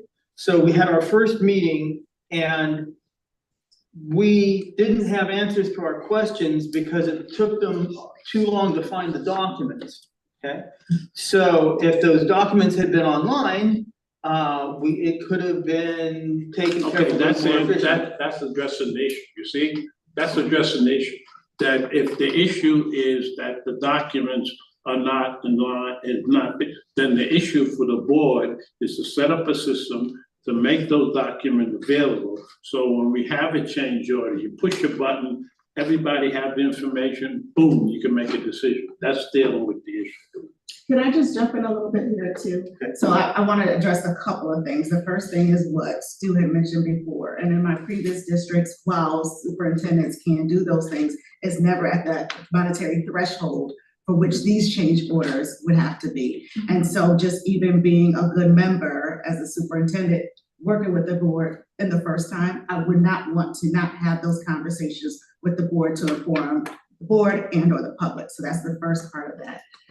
The second part of that is, while we build contingencies into a plan, I don't know what the conversation was prior to me coming on board with the turf or what questions were asked in advance or how things are planned.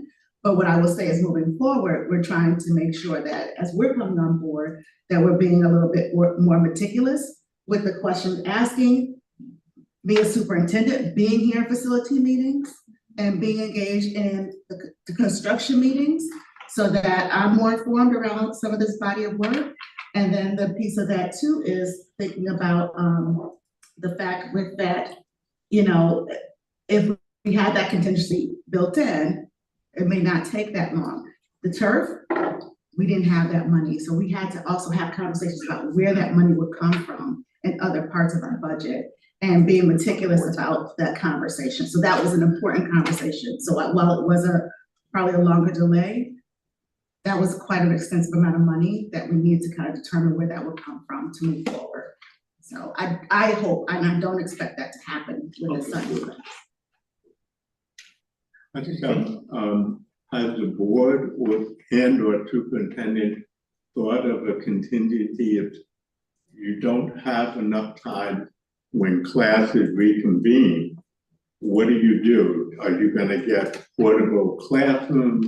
Have you thought about what happens if there's some sort of catastrophe? I did ask this in a meeting and they said they're shutting down only certain parts at a time, so they're using the other classrooms while. Yeah, I'm just saying, if there's a delay of 2 months, 3 months, for whatever reason. They would still use those open classrooms, I guess, because. Right? I think that's a conversation classrooms open. that's happening or needs to happen at the building and admin level. That's not a conversation usually that the board will get involved in, because we don't plan how a principal uses their space on a day-to-day basis. So if that conversation is not yet happening, it will happen, and if it is happening, Okay, well, it doesn't get to our level at this point. So if we converted the little theater into a science lab for a couple of months, then we could make that work.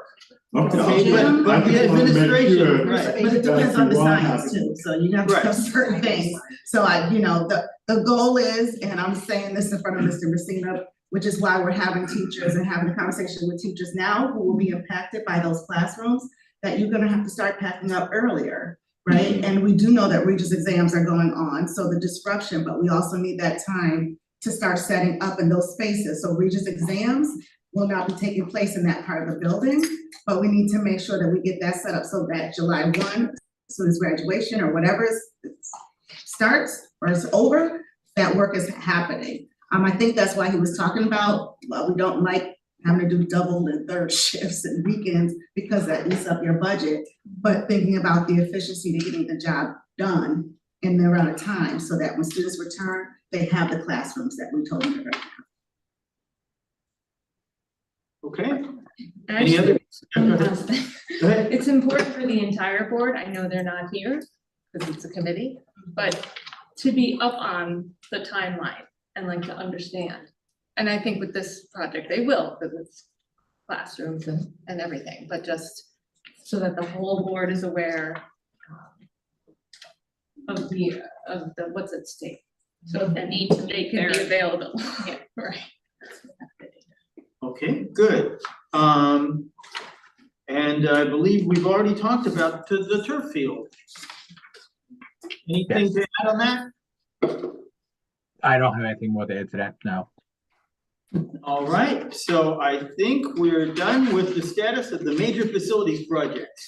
And it's 8:18, so let's plow boldly ahead. Number 7, Dennis, smaller projects.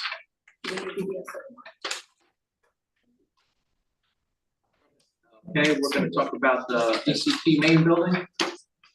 Concrete wall around the teachers' parking lot has been repaired, poured concrete footings, and the fence was installed. We painted classrooms and offices over the summer. A new playground fence was installed along Pat Capone Road. And kitchen renovations are in progress in the kitchen area. LF Jackson, we had to replace the fire hydrant. Painted classrooms over the summer. Gas line trench work on school grounds has been completed. The Con Ed hookup on First Street and the meter installation is done. Furnaces now run on natural gas and heating oil. Parking lot should be expanded and the power drop off added, that's still on there. Highview added 2 new speed bumps to the parking lot, renovated staff bathrooms. The window walls in the 3rd grade wing we talked about, that project has been completed. The gas pipe and meter installation is complete.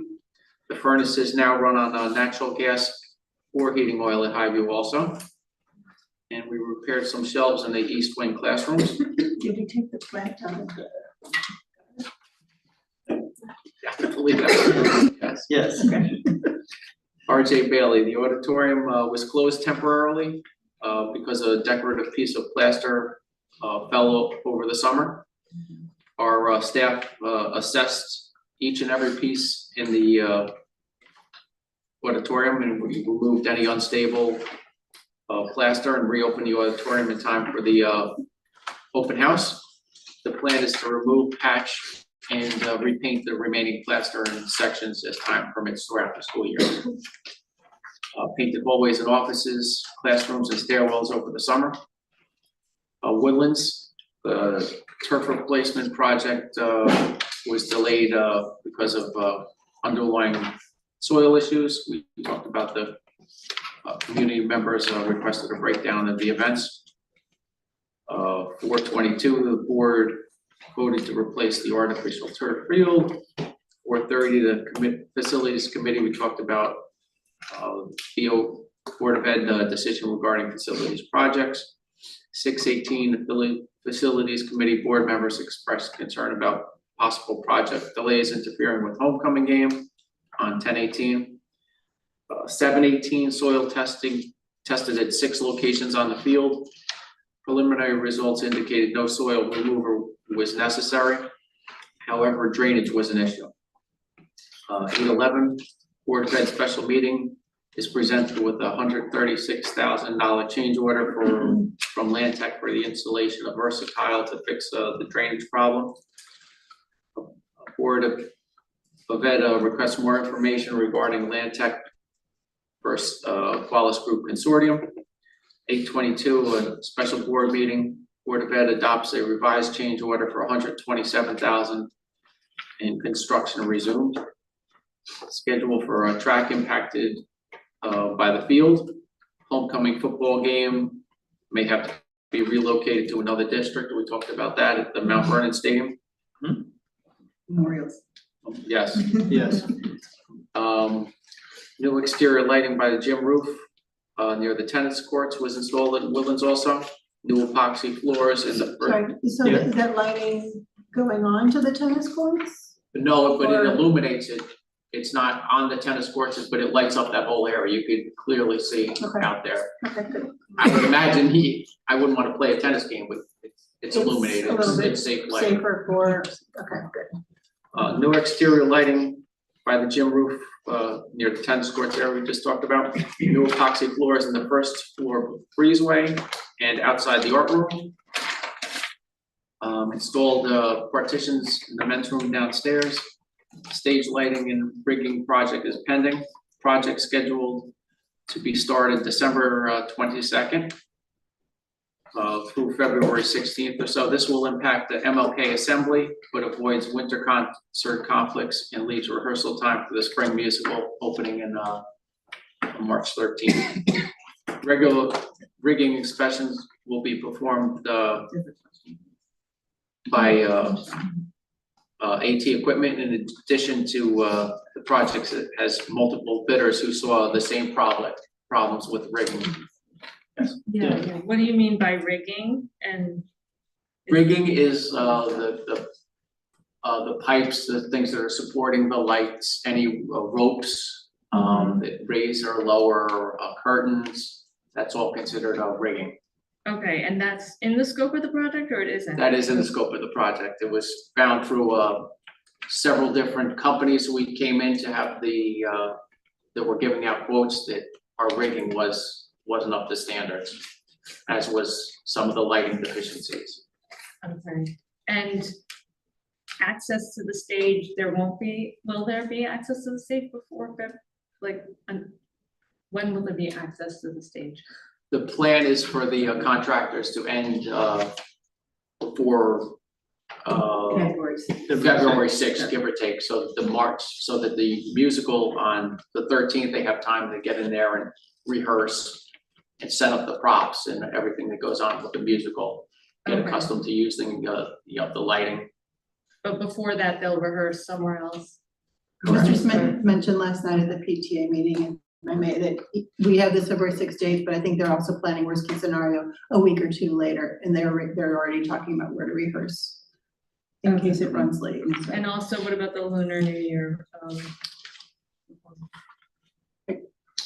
comment. Mr. Smith mentioned at the PTA meeting last night, that I think that's being actually postponed, to slightly after Lunar New Year to March. Did he say March?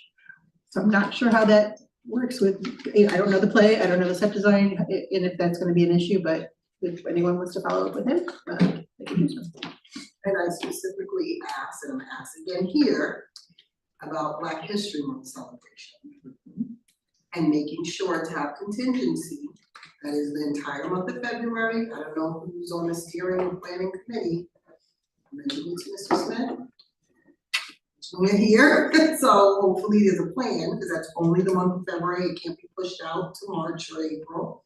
So it needs to be, you know, it's very nicely done here. Yes, usually the Black History just Month said the assembly is the Lunar New last Year school one. day in February, so hopefully. Listen, I know, said we've February seen. 6th.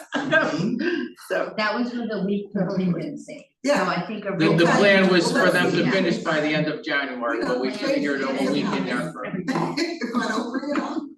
Yeah. You know, change of things have happened, but, okay. Okay, I'll continue, we corrected drainage near Sorry. the Pinewood. I'm sorry, because I got caught up in that. This is referring to the lighting. I know a year before or so, I think we're also talking about sound, because we know that there's electrical issues with the sound that also needed to be fixed. That's not happening during this part of the project? The sound part of the project, we didn't have the funding for the audio part of it. Okay. We may need to follow up on this, but the electrical part of the sound, which was where the initial, I mean, this was before The the safety lighting, issue, where right? the The safety issue so the was for, it was really the uses, electrical that was behind the stage. electrical, All the electrical that's gonna be issues are updated, gonna so be it's safe and we fixed could as part of actually, this. you know, rather than rent equipment for shows, we'll be able to do it. So for example, if in-house. I'm gonna plug in an amp, I'm not gonna have an Correct. issue with sparks flying, et cetera. Correct. Okay, Okay, so, that's because when what- we, that- sometimes when we that was refer to part of- sound, it's, most of it was electrical. A which lot is of related to the sound. issues are like the switches that were outdated, they weren't safe, they weren't up to And where code, like and the that's speakers being and all that were replaced, being all plugged that. into, okay. Okay, so I'm gonna continue, the drainage near the Pinewood Gate was, been dry now. Did they figure out what that was? How did we go? It was groundwater that we, manipulated into a existing culvert pipe. We wrapped some, fabric around it, put some gravel in there and diverted the water that was groundwater, so it goes into the, If it happens again in 6 years, somebody will know what to do again? it's, there, Because we were at a point where, at one point, we didn't know where it was coming from, right? it just appears to be groundwater from seeping up from, that's like around that whole football field area, it's all the runoff from, you're in a bowl from the top of the soccer field. Okay. All around there, it's just groundwater, we believe, so we manipulated into a culvert pipe and it goes into the stormwater system now. Okay. All right, gas pipe installation is complete in and around the building. After the meters, we talked about the gas line at the Pinewood Gate, the Con Edison is about 2/3 of the way down the Pinewood Road. Item 4, spread on the football field driveway to fill the potholes. The millings have actually helped that roadway. It's in about the best shape it's been in several years. With the paving costs in excess of $200,000. We recommend until after the EPC and the construction is done on fields. Installation of solar panels. Yeah. While we're talking about the Pinewood Gate, I would like to propose to the facility committee that whole area somehow be roofed up. After all this stuff, 50% of the people coming into the complex come in through that way. And right now, you don't know what it is. There's no sign. All it says is do not this, do not that. There are 2 gates there, nobody knows what's going on. I'd like to see some thought put into pushing that up. That's a gateway. And the courtesy of for doing all this work for the district. You know, you don't want them coming in the back end looking like, where are we going? There's a question online and then I have a question after that. Okay, Judy? Judy? Are you muted?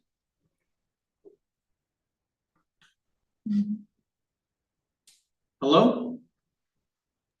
There you go. Okay, sorry, I had to get my button there to unmute myself.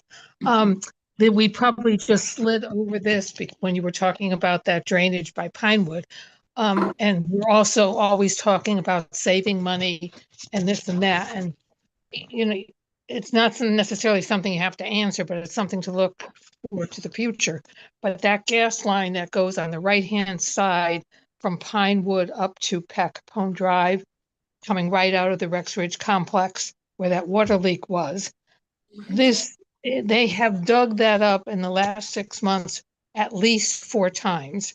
And then in the last week and a half, they dug it up 3 more times. So I just don't understand. I mean, obviously, every time you do that, it costs money. And I just wish that they would decide why they have to keep redigging. You know, this is like ridiculous to have it that many times dug up over the last 6 months and in the last week. I don't know if you guys know the answer to that, but it's certainly not cost effective. Pictures that will come, yeah. The RWE for the performance package was working on the other side of the road.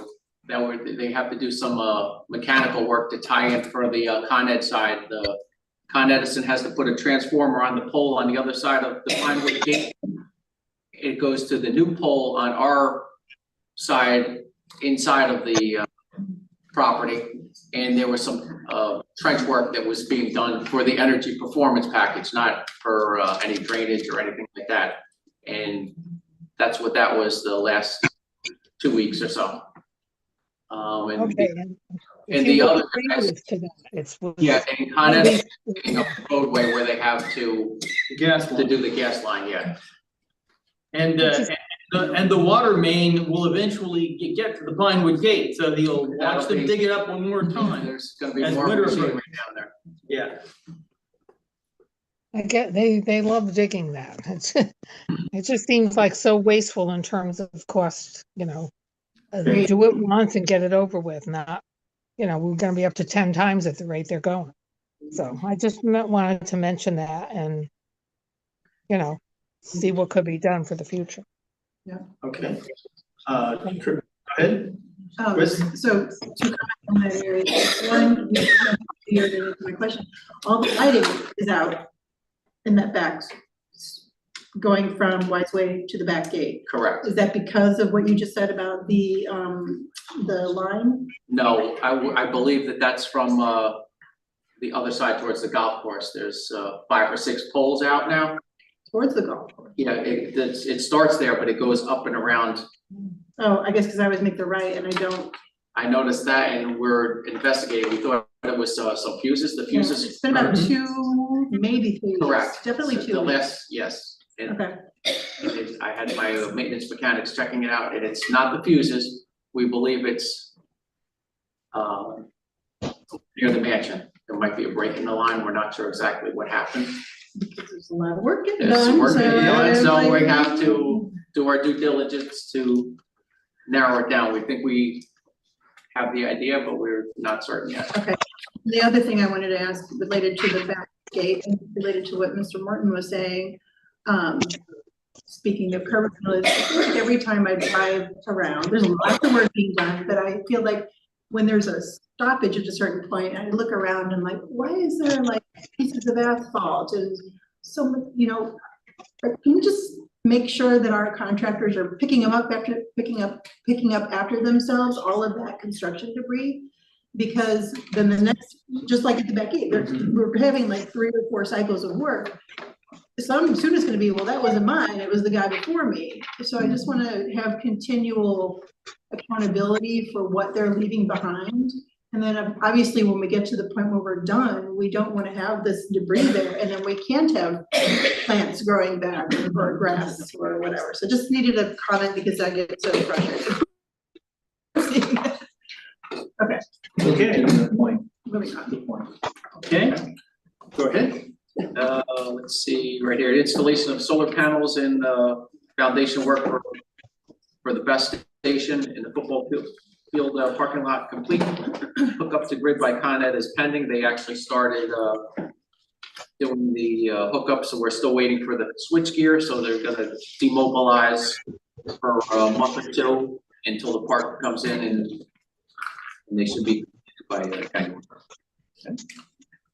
Committee members suggested we close the best station. We talked about that. Cost estimates range from 213 to 237K. And we can beat that, okay. Yep. On 225, Board of Ed approved naming the football field the Eller Memorial Field after Edward Eller, Superintendent of Buildings and Grounds, 1978 to 1990, who was responsible for the construction and maintenance of the field. Drafted inscription, we talked about that, it's been approved, and we're working on presenting that for fabrication. Mansion, one broken window remains at the old pool entrance caused by settling foundation. We need the retaining wall. Obtain quotes for restoring the plaque commemorating the first performance of the American Ballet Theater in honor of the 100th anniversary in 2034. Temporary certificate of occupancy is issued for authorized personnel only. Teacher center. Authorized personnel. People who have actual business, or people who are working on it, yeah. Teacher center, no new activity. Bus garage, we paved the lower parking lot and added new drainage. Consider repaving and electric vehicle charging stations in long-term plan, that's still on there. Mansion aid at the 618 facilities committee meeting. Let's do the picture walk. Yep. Start running through the pictures as you see them, and Dennis, tell us what we're looking at. We are looking at the traffic lights that where you see in front of the teacher center building, heading towards the campus. This is some trench work out in front of the early child ECP main. Recent pictures, probably yesterday or this morning. Water main. Yeah, water main project. Some more pictures of the work area in front of the school. This is the new fence in front of ECP. It was just installed last week. 6-foot high fencing with the privacy fence. Yeah, because you are close proximity to the roadway there.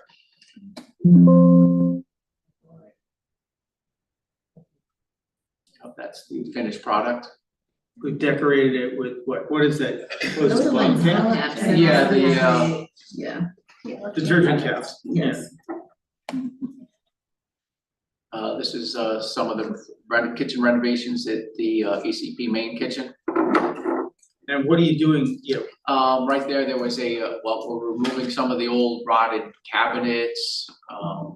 There was the next picture, Luke. Yeah, sure. There was a old dishwasher there with a disconnect, a power box, and now we're trying to fix the floors, the walls to make it look more presentable for a kitchen area. And is something new is there new equipment going in? Well, there'll be new cabinets. Eventually, we're gonna repair the floor and the walls and give it a sprucing up. This is a 100-year-old building and it looks like it. This is the track area.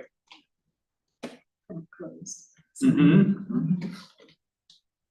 This is the retaining. That's the go to the next slide. This is the finished product for the turf field.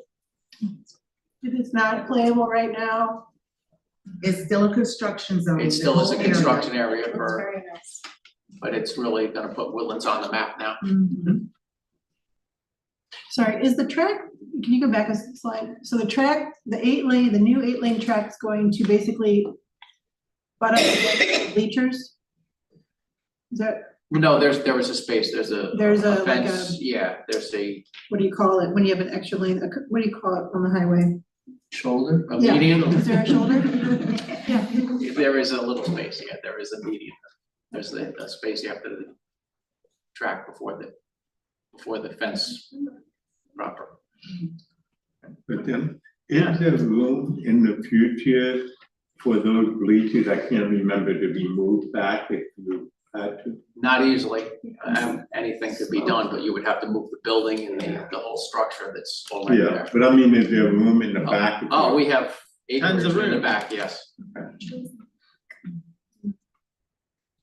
This is the tracking process right now.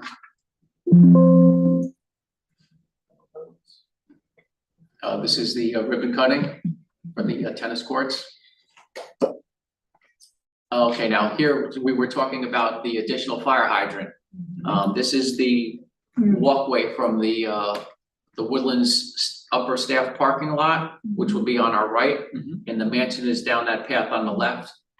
Where that fence is, and you could see in you could actually see the tennis courts are down below there. So we would like to attach, if you look down all the way on the right edge of the picture, Luke. Is that the edge of the parking lot? Yeah, that's the edge of the parking lot. Through those trees right there, about 10 feet is the roadway. Yeah. And we would probably come up on this line towards us as far as we could get towards the roadway here to put the additional fire hydrant. If possible, we could actually even head down 150, 200 feet to the middle of the mansion.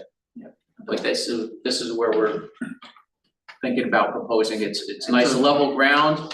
The fire trucks have easy access to it. And there's It's a lot and there's closer a to road, the mansion, and yep. there's a roadway that's, Much better solution. plowed in the winter time even. Slide, Luke. This is the Pinewood side of the gate where Con Ed is digging up the roadway for the gas main tie-in. And you can make a left turn into Fieldstone in order to, this is the view from the gate, from the Pinewood gate. That road be repaved by the town or Con Ed? Well, that's the town and Con Ed are repaving that, correct? Okay. Yeah, whatever they disturb, they actually, The town's already actually, the repaved. town actually wants to pave this road right now. I believe they're gonna refinish the whole road once this project finishes. Yeah, they've done from the curve where that far orange sign is, they've done from there. Succeeding towards pictures Central get Avenue closer, already, you I can believe. show them. When you find out about that, based upon the issues that the buses had this morning, is the town started milling at 7 AM on East Hartsdale. Usually they wait until after the buses run. It started at 7 AM and all the buses from that area were delayed. No communication to Royal Coach. So when they do touch this, Katie called, so I'm gonna say this for you, spoke to Paul Finer and said you need to communicate with the district, but think that we need to proactively push that the town is coordinating because they're impacting the children getting to school. And it was a pretty dangerous situation, the way they rerouted traffic this morning. I would suggest not only send it to Finer, but you send it to the Commissioner of Public Works, whose responsibility is to do the job. And at 7 o'clock, they don't answer, so. No, But yes. I But- mean, But no, you But I put can them send on an alert email. before that. Pardon me? You make the communicate with the Commissioner of Public I Works. think it's more that they need to communicate with our transportation supervisor so he can Yeah, but, change it. but The our point is job stay is on to that. make sure it's done. So although it's not our job to make sure it happened, we should be the facilitators and make sure that the transportation person knows about it, the Commissioner of Public Works knows about it, and Paul Finer knows about it. That's what we can do. We can't do the job, but we can make sure everybody is in the loop. Well, I did get your message that you called me today, and I'm in the process of setting up a meeting with Dr. Chisholm, myself, and the town supervisor. We have already met with Mr. Finer, so we are now going to be meeting with the town supervisor to talk about communication between the town and the district. That's great, and you got the suggestion to sign up for the alerts, the town alerts? We're gonna ask about that because I do know, like Lori, my secretary, was saying that she is signed up for them. So we just have to figure out how we would sign the district up. Right, and that'll give you the tip off that you should then communicate, be in touch with them for details, because the alerts are not. And I will say that we'll have to probably make sure that Mr. Gunn is on it too, because he's really Yeah. responsive. And if he had known, trust me and believe, that he would have. I know, he was the first person I called, but he was off today. Yes. Yeah. I mean, I will say. And tomorrow. Con Ed has been very good with the project they're doing down here. They've been very accommodating to the district. They do close the project down by 3 o'clock every day so that our buses can get out.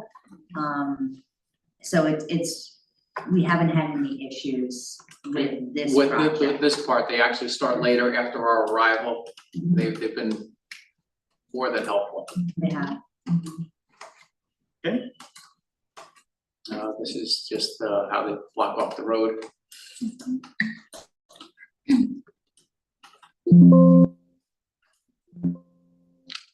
Oh, they're just trying to read the PDFs. Wow. Okay. Oh, here's our students playing on the tennis courts.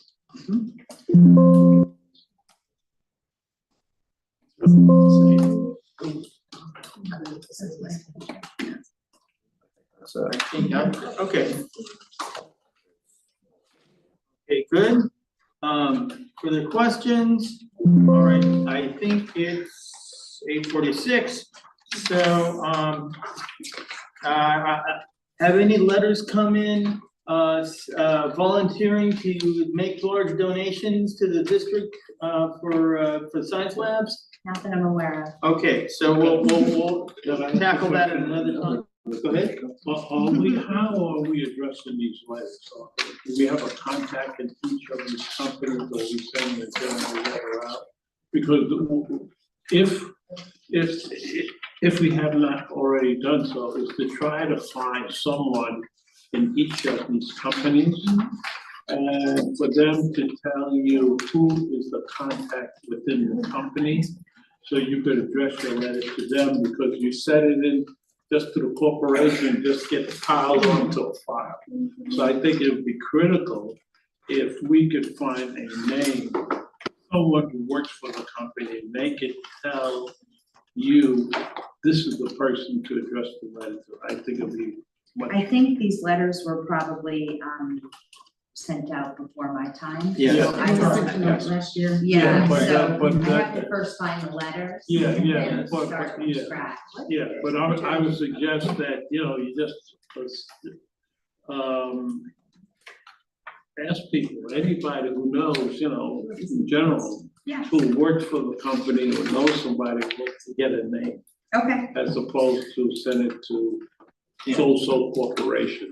we will work on it. And we had a request from John Rappaport, who is our basketball coach. He's brought us to state the last couple of years. To go ahead and he wanted a letter endorsing him, but we talked to legal, and it has to be a generic letter just to the donor, which is Mark Zuckerberg. So we could take something similar to the letters that we've sent to the other parties and do the same thing and just leave it at that.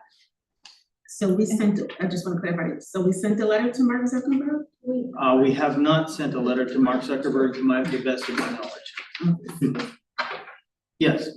Speaking of that, after that meeting, there was an article, I can't remember if it was the New York Times or Loa, but about the Zuckerberg Foundation and how they're shifting their philanthropy, and it was going to be science-based. Yeah.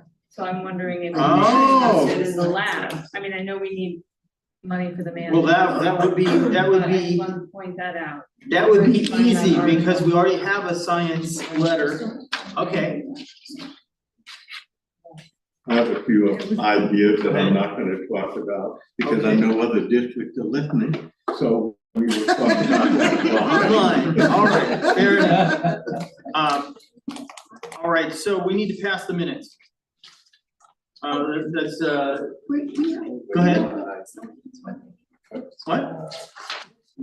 Other concerns after the minutes. I move that we approve the minutes from June 18th, 2025. Second.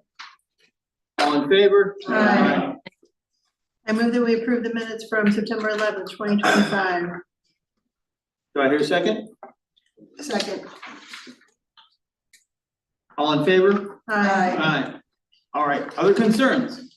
So if you have, other concerns, you may speak. All right, so basically I'm here. My name is Jasmine Ramirez. I'm here to speak on behalf of my child, who's a 10th grader now. This is Marco's 10th grade. And basically, before we even came forward, we were very nervous because we heard very negative, let's say, opinions about the district. So I decided to take my child out of school, place him in a private school. But then I had a conversation with a teacher who said, the only thing you're gonna find at a private school is just different people. Here, you have everything. So when we started here, there were a few students in the soccer team. Our first concern was their safety. We saw a soccer field. I never been to no meetings, but I guess we spoke with McCoy, because I didn't know who to go to and kind of express my concern. My child was injured, he broke his clavicle during his soccer game. So that was in 7th grade. He was out for a year, he came back, and we still have the same fields. It seems like nobody cares. No one pays attention to the soccer. We have fields. holes. So basically, for me, it's the safety of the kids. We don't have 20 students now. Maybe you guys have been attending to the soccer games. It's getting very popular. A lot of kids are joining. With fundraising next year. They have been fundraising. They're doing great in the fundraising. So if they strive for the best, not just in their sports, academically, I'm speaking for my kid. He attends to Mercy University. They have different programs. He's the soccer player. He will go on to swimming team. And besides just in school, he does other different things outside of school. So what can we do as parents to help them? They go to different districts also, and they see how other districts are with I mean, they use the turf. I know that we're gonna be sharing the football field, but we're gonna be sharing that. That's the football field, right? That's for that sport. And we've been talking about this because we had a meeting with Mr. McCoy. That was 2 years when ago. they were in 8th grade. Yeah. So now they're in 10th grade because my son and her son, they're the same age. And I'm gonna bring that up again. And one of the meetings, Mr. Puglisi, I asked you what was the update about the soccer fields, and you said that Mr. McCoy was having conversations with the previous assistant superintendent. And then we have a new assistant superintendent, and I reached out to her, and she said that there has never been any type of conversations. No. Nothing on the record, so I don't know. So we have been left out on the blank. Sadly, I have been here first time. I'm going through your booklet. I don't see anything related to soccer.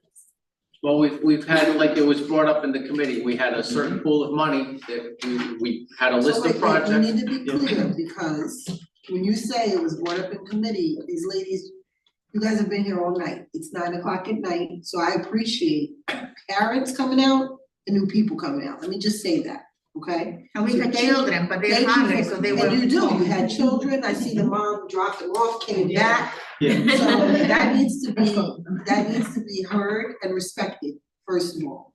Secondly, I just heard the mom say there were conversations, official conversations had, and now she's being told there weren't. I don't want you to start by saying it was brought up and there was. No, we. So I just want it to be clear.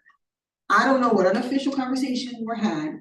The same mom came to this committee and brought up soccer, I think more than once, or maybe more. Correct, other yeah. committees. So definitely it has been mentioned, but there have been no official conversations to the, at least to the board level from any administration here that I have heard of. So I just wanna make that very No, clear. just we've discussed it in this committee here with, Right. you know, Ms. Raymond was on the committee also. Right. We had a list of a dozen projects that we voted on. Whether it was for the mansion, for the science labs, for tennis courts, or whatever the projects were, and we had a vote. I remember Giovanna was in the meetings, I believe it was last year or the year before, when we had our list of projects. I prioritize the things, and I know the soccer Correct. field is not a priority. Yep. But that word priority is very tricky, because I can have my own priorities and you can have your own priorities, so. Correct, and that's why the it's- committee members, they you know? chose which projects we were gonna Recommend. to the board. So. And that was the And conversation we had. lastly, now you fix so now we have a brand new tennis court, which I love it, I'm not saying that we didn't need it. Now, the football field is done, so the last thing is the soccer field, so you gotta fix that at some point. Soccer, softball, and baseball. Correct, I think that, you know, maybe we should have And not- a discussion to, you We're know, basically not asking for a turf field, we're just asking for at least the grass to Natural, be yeah. taken care of. To kind of give them, Yeah, like, if they that's- strive for the best, if they work so hard, they go out to Punahou, look, tonight they had a game, they go, they come back, they have to do their homeworks. And then tomorrow they have to be here on time early, go to their classes. They are honor student kids. They work hard. And why we can't provide for them? Like, what can There are we like do as 60 parents? children right now enrolled in soccer. So you hear the parents, they come along, not just our side. You hear the other parents that come to cheer to their kids. And they speaking so negative about our soccer.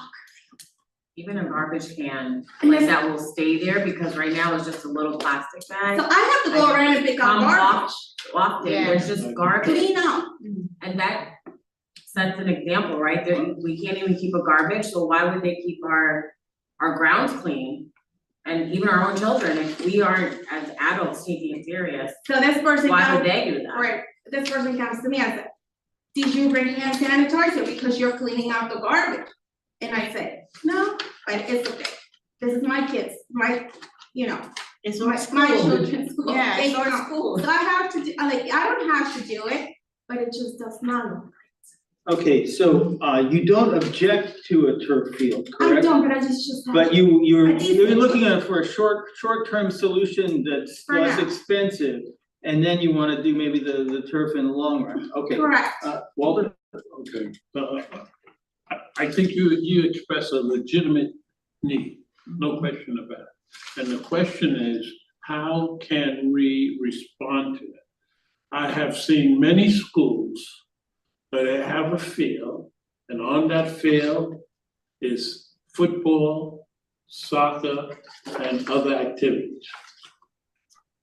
Is it possible to make arrangements so soccer could also be played on our football field? They've been doing that when it was available. No, But now there is I'm- 3 teams. But I'm so- saying, okay, Mhm. but I'm saying, we have a football field that's just about completed.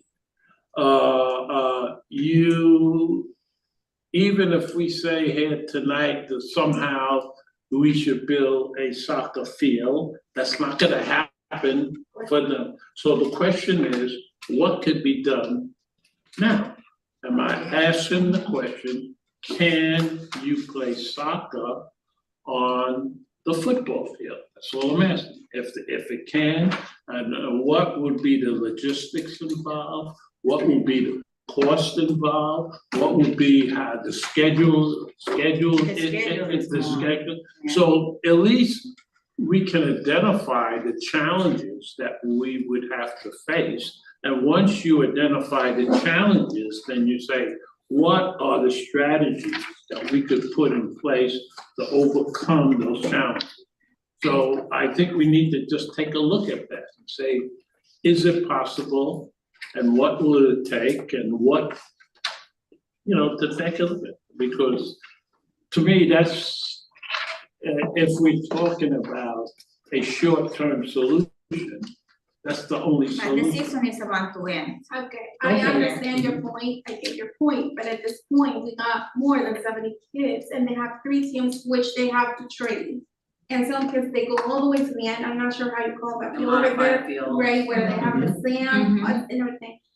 So. Mr. Warner, may I comment when she's finished, please? Yes.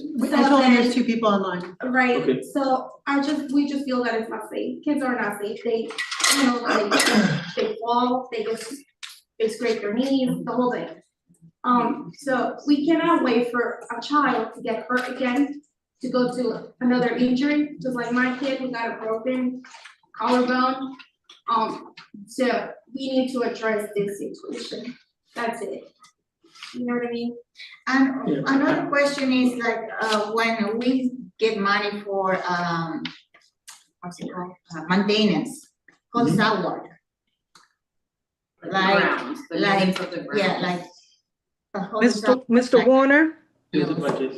All right, go ahead, Cheryl. I would like to suggest that we ask the superintendent to appoint a task force with the athletic director or some head in the gymnasium phys ed department with the parents, with their concerns, to come up with a plan, let's say with a 90-day timeline for what we can do to bring soccer to the same level of importance and availability for the students as what we've now done for track, football, and tennis.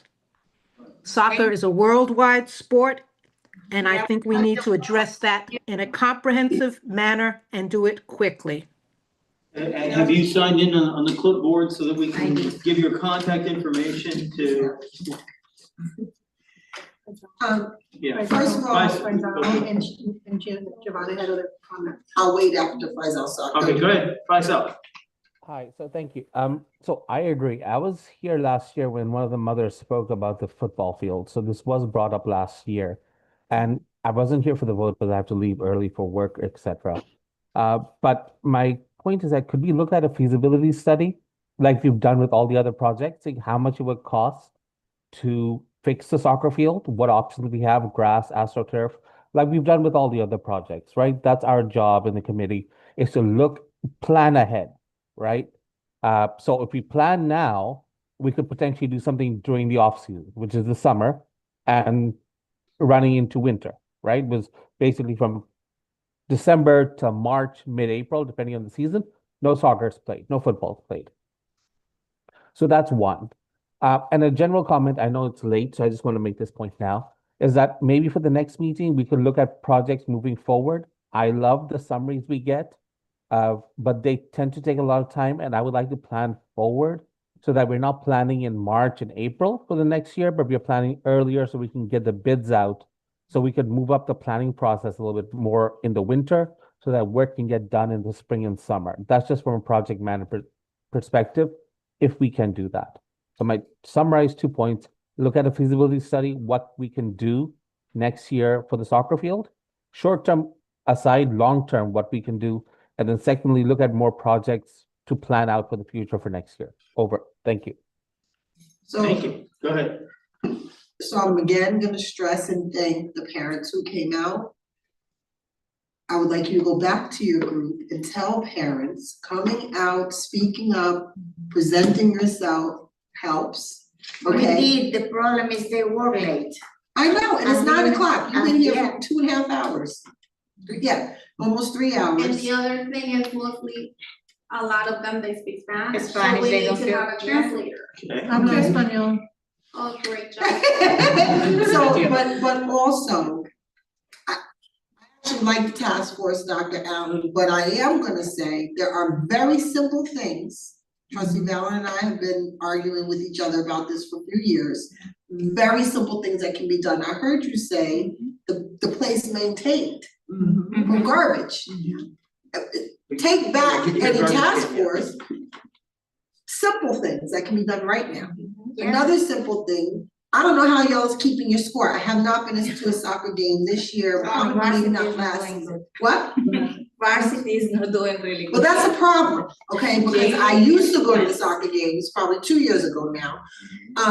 And I was pretty annoyed about it. You know, I don't wanna be accused of anything, but I had asked about the scoreboard. I got a lot of good stuff. They have, Trustee Val argues with me. they but- have scoreboards, just like the team needs to Are the bring portable? out the water, the team needs to bring out the portable. Well, let's talk about that. The We portable. currently have portable schools. Yes. Sorry. But don't we need to set up a task force? So, to do this? no, you know, this is what I'm saying.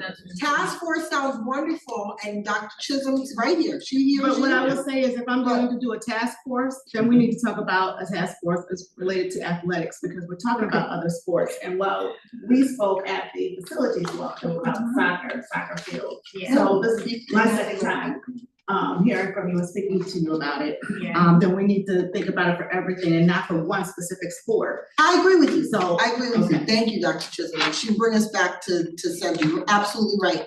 But my point is there are simple things, right? Because task force is a great idea that is gonna get the focus on what needs to happen, right? But you need to go to some parents go to the task force. It doesn't matter what language they speak, they show up and they speak, even in their native language, okay? But simple things can be done beforehand. And whether it's Mr. Pugliese, Mr. McCoy, I actually shouldn't say names, athletics, or facilities, thank you. Facilities, maintenance, athletics, I don't care who it is, simple things is what I heard you ask for too, right? You want the big things eventually gonna take time, it's gonna take time, it's gonna take money.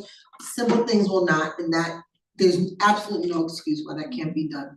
Thank you. And then I would also add to, while we're talking about it, because I've walked that area too, and it's like, we talked about the grass and maintaining just the, you know, the. It grounds didn't that- rain, so now the grass is dead. We There, just talked full about that dry. today, because we were back there by the tennis court, so that did come up in the conversation. The other thing I would ask too is, I do think a simple thing would be a trash can.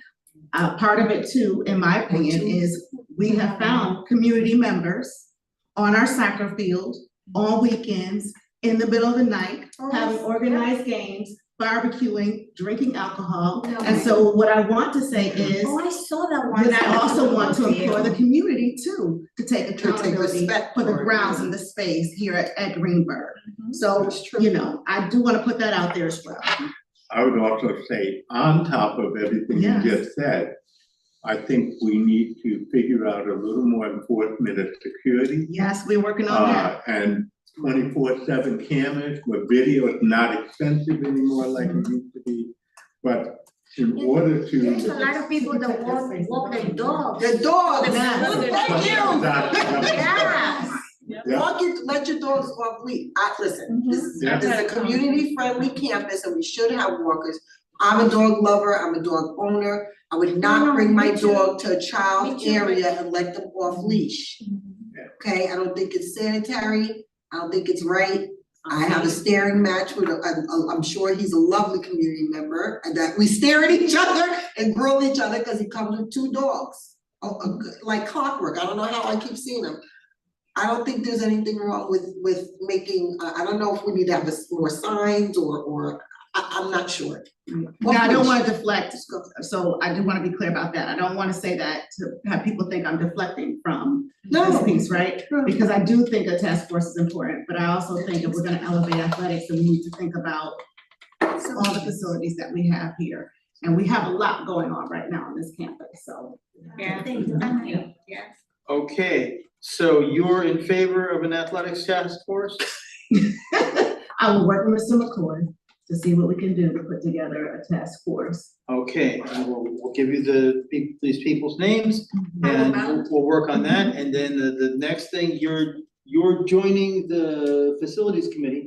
So for the longer, slower thing of more major project, we'll continue that and put that on the menu, now that we've done the other sports. Okay, thank you. And Thank you so facilities, much you're for all, listening to. listen, you guys do a lot of things. Thank you for your support, seriously. Okay. Facilities will go over by the end of next week and make sure you have a garbage can. Please. Yes. Whatever. Cause this last, when did it? They were- Yeah, they the were- day before, Tuesday. well, that's the game, they put the time that they had to eat here, and it was. And the Saturday was. Right. So my little son and myself, we had to go in, help me clean up. Okay, does anybody have anything else? Do I hear a motion to adjourn? So moved. Thank you so much for. You're welcome. Thank you. Give a second. Second. All in favor? Aye. Opposed?